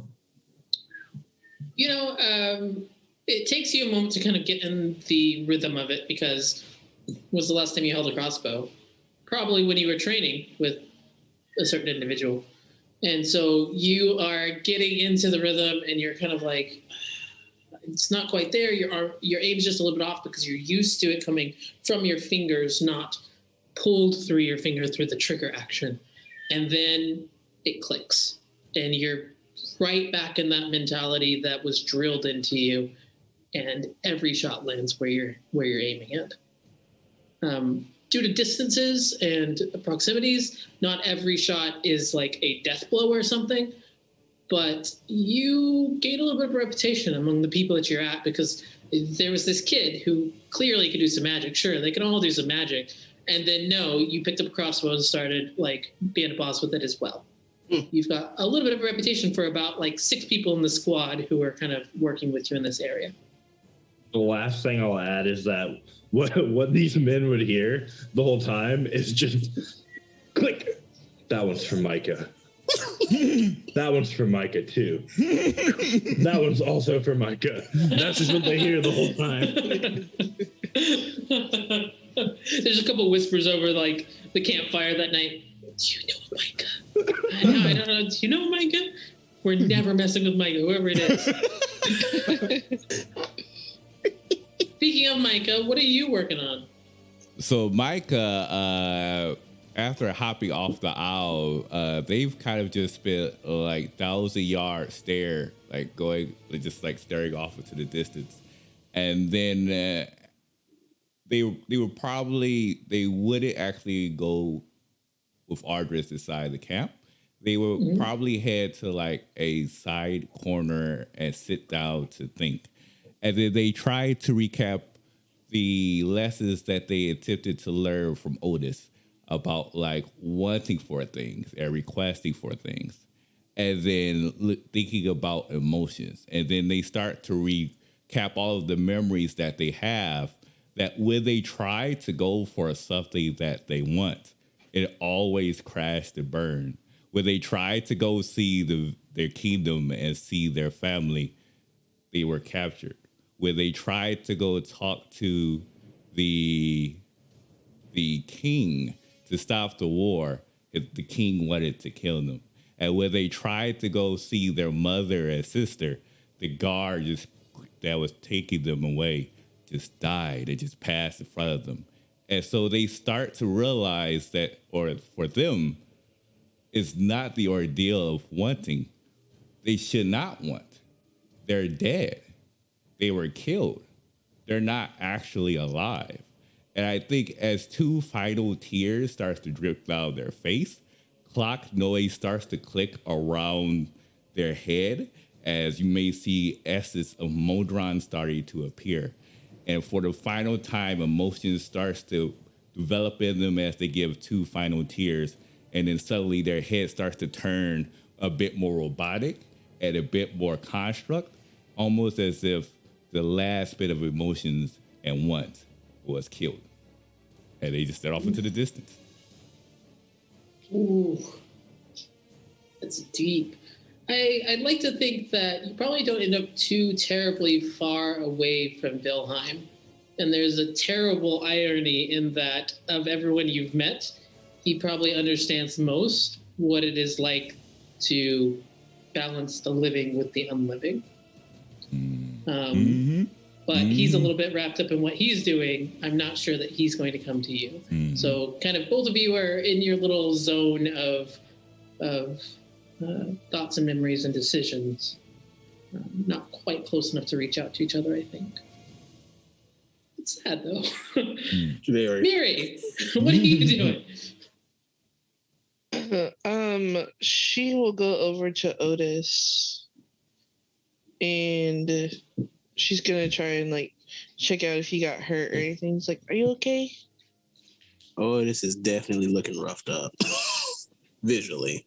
But Otis is gonna be like, "Yeah," obviously lying, trying to be tough. Did you get hurt anywhere? Or sorta. I'm just happy everyone's okay. Miri will cast Healing Word on. Oh, that's a fancy spell right there. I heard about that one. Yeah. Cast that healing word. I'll tell you what. Like, when did Mary turn Texas? Okay, I didn't know. I wasn't ready for that. It's me coming up. Shoot him for 8. That was funny. Oh, how kind and gracious. Otis is gonna smile at Miri. Anyway, but there's honestly something that I still need to do, Miri. We just got here. What are you talking about? We gotta find Honinko. Oh. Wouldn't she have been taken to the castle? The one that just collapsed. Maybe she got out. We don't know. I don't know, but I don't think it's safe to go right now. We can ask people questions. But you know I ain't good at that. I think we should go sit somewhere and relax for a minute before we start looking around and getting into things again. That is a huge ask of Otis. Mm-hmm. That She's is gonna an ask it enormous still. ask. She'll still ask it. If anyone can tame it. You know, it's been a really busy hour. You might need a little break after that hour you've had. Mm-hmm. But that's also like Otis's very nature. Like this is pretty tantamount to who he is as a character. Like he would prioritize finding Honiko above a lot of things, especially now that he believes Micah is safe. Nazarath was roosting up in a tree above kind of where you are, flies down and sits on Miri's shoulder and kind of just like noses up against her a little bit. That helps. She does smile. If she will let her kind of like try and scratch her little feathers. A contented raven sound. My raven accent is no better than my French one. How? Well, how'd you do the owls Hoot, again? I did Yeah, hoot, hoot. The other one, hoot. That's what it was. Hoot. Hoot, I say. Hoot, shrug, hoot. Otis will say, all right. As long as after we rest, we can start looking. After we rest. After we rest. And Otis will comply. Sit on the ground in grass. Yeah, literally Otis has no problems with that. Like, he would just... You babe? I think if she saw Micah walk off, she'd go sit near where they are, not like right next to them, but like near enough if they wanted company, she'd go sit with them. But just kind of like, because she got injured, so she's like takes like the fabric off of her hair and is sitting there trying to like clean up some of the blood on her face, because I imagine she got knocked with debris. Just kind of like, if you want company, I'll be here for you, but just know I'm nearby in case you do. Yeah, I'm picturing the weirdest like three-way standoff of a bunch of introverts doing their own thing, but sort of in the proximity of each other, as you each kind of wrestle with what's going on. I'll ask Micah if Micah reaches out. So the thing is, I don't think Micah would have noticed, because I feel like most of the ordeals that would have happened would have been very introspective, as the memories would have just refreshed inside their brain. Like, I don't think they would even notice that Yvain was around. But you definitely would have noticed, essentially, like, for maybe like the first 5 or 10 minutes or so, their movements was very humanistic. And then you would see them, I mean, it wouldn't be as rare for you to notice because you only met them for a short period of time, but you would just see 2 tears fall, and then you just see their movements just start to become very robotic and construct-like almost as if the last portion of humanity was pushed out of them at a certain point. And so now, and not only that, you will also see essence of like these little boxes of eyes just starts to roll around in like purple ghostly like essence. But yeah, so you would notice that, but like, yeah, you almost see like a transformation in front of you. But I mean, what you would take from that would be what it is. I'm not sure.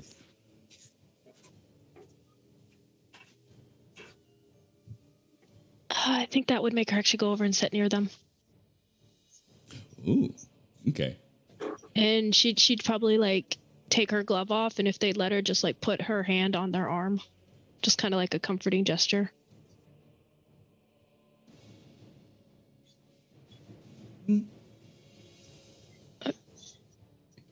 Hi. It's all right. Hi. Are you okay?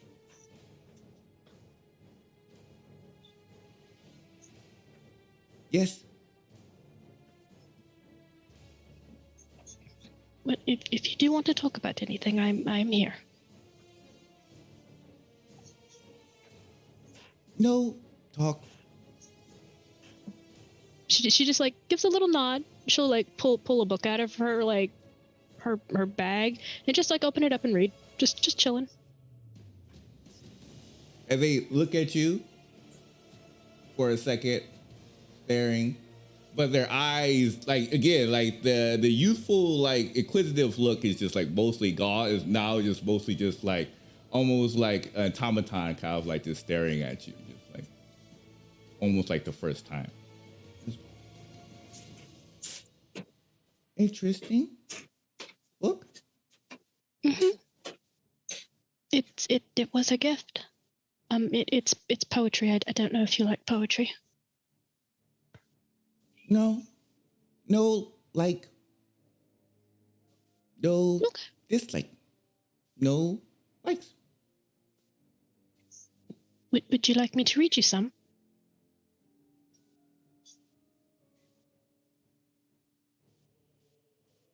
And you can see them turn their head for a second, look down, and they look towards probably the ghostly Modron to the side, and look towards you, and say, "No response. Don't know." Well, how about I read one, and if you don't want me to read any more, I will stop. And she'll read one of them from the book. And they'll just listen, kind of like try to absorb the information. But yeah, you get clearly tell like they're definitely they're definitely very, very, very different from before. But they are. It's not like they're not ignoring it. They're kind of like listening again, like almost like a robot trying to absorb information for the first time. Yeah, I imagine if she doesn't get us like a clear stop, she'll just flip and continue reading the next one. Just keeping company in her own little way. Hell, what a scene! I love it. I'm wondering if Yvain, during your time kind of with the cloisters and everything, if this was a common practice for yourself as well. It was. Maybe when you're particularly missing Elion or trying to find your place, going through these same homes. Mm-hmm. Oh, it's so beautiful. Mm-hmm. So beautiful. That's good to see. I think we've gotten to everyone except for Ardris. Man, that was good. That was so good. Mwah.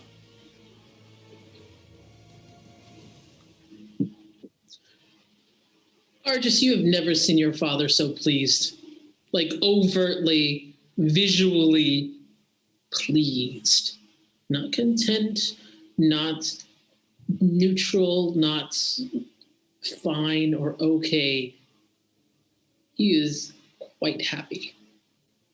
And it comes with a bit of an edge to it because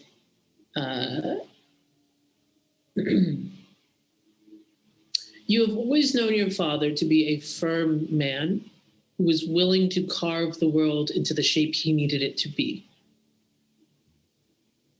In war, he has found a way to wield a power that was normally inaccessible to him. And you have delivered him the entire war wrapped up in a bow that doesn't exist. A thrall of an emperor. As you descend from on high, he doesn't even know that you're there. He looks over the moon. Over the moons. Still him. I mean, he's not like jumping around like dancing or anything. Still him, but like you know him well enough. This is the happiest you've ever seen him. Glad to see you are well. And you? You've been busy. Yes, unfortunately I was unable to give you forewarning, but hopefully the results are pleasing enough. I do not typically enjoy surprises, but I find this one to be an exception. I believe, unfortunately, I have no idea of the location of the Empress, or if she still survived. Would you have any information in that regard? No, we've only been sieging them now for, since just last night. All right. Well, one of the children would like to know. So, if you obtain such information, it would be of great benefit to share it, at least with them. Sure. He kind of just waves you away, like not necessarily dismissive, but more like he's got other things on his head and he's promising something without it being a priority. Do you know from Mother's current location and whereabouts? No, she's at the homestead. I do not believe so. I was informed that she had been turned to stone.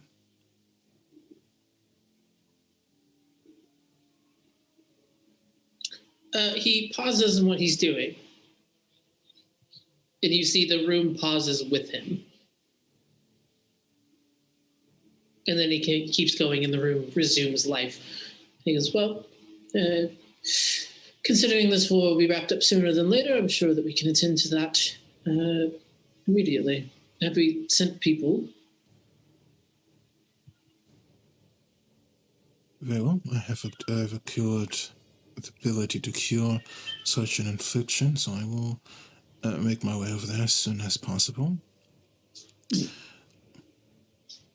I would also like to inform you that it was thanks to no small part the students of the former academy as well as their vice-chancellor. And I imagine that soon enough there will be talks about recreating such a place of education. I would like to recommend that we bring it inside of our home, ultimately. I believe the world is too divided at the moment, and the Vice-Chancellor has proven himself more than talented.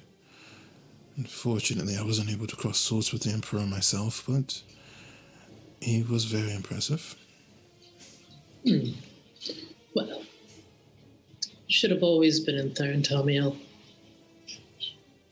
We could build something here, the likes of which the world has never seen. I'm for it. Education is good for the soul.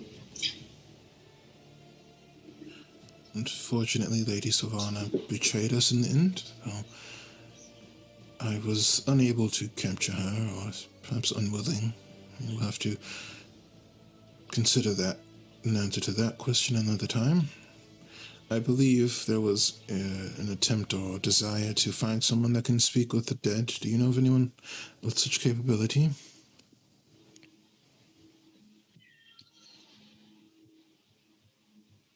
I'm sorry. I'm going to need you to say that again. Lady Sylvana. Lady Sylvana. She has betrayed us. What remains of her torso is outside, I believe. When we were making our way here, I informed everyone, including the Chancellor and herself, that any attempt to betray me or impede my progress would be met with punishment, unbefitting, but fitting my mood at the time. And she attempted to prevent my ability to fight, as well as imprison us in some sort of spell that I was unaware of. And as a result, she was cut down.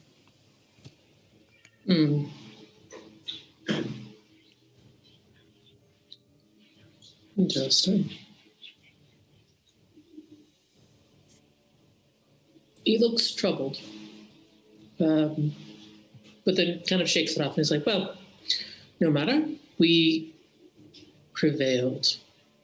And all those who betray us, all those who stand against us will fall. You did good work today. Befitting of House Alone and your station. Thank you. Your words are kindness. What do you intend to do from here forward? I believe there's very little reason to assault the city. I imagine they will survive for much longer without either the Emperor or Empress. Well, I'm pretty sure I promised to wipe this place from the face of the map. I intend to finish the job. I understand, but there's no need to destroy the innocent people living there. Sure, you understand the strategic resources that the former empire had. It would not be too difficult to bring it under our sway. Argus, I will brook no such disrespect from you again, even in light of your success. A child will not tell me strategics. But you did well. Don't worry about the rest. I will handle it from here. Of course, I mean no disrespect. I do have another question, if you will humor me to answer it. Did you not know of the teleportation circle leading directly into the throne room of our enemy?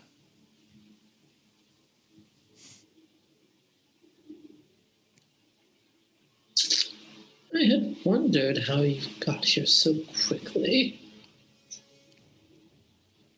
Where do you find these things, Ardris? Money well spent sending you to that school. In this particular case, it was in the Hall of Mages. No doubt one of those, if we're ever needing to aid our friends in a case of an emergency type of things that gets lost among the paperwork. It's a good point. I should go through the entire Hall of Mages and ensure that there are no further ways to enter and exit our kingdom without my knowledge. He keeps his face blank, but he realizes for the first time that his father is not quite as capable as he once believed, and he will turn and make his departure. Oh, Ardris, when you do see your mother,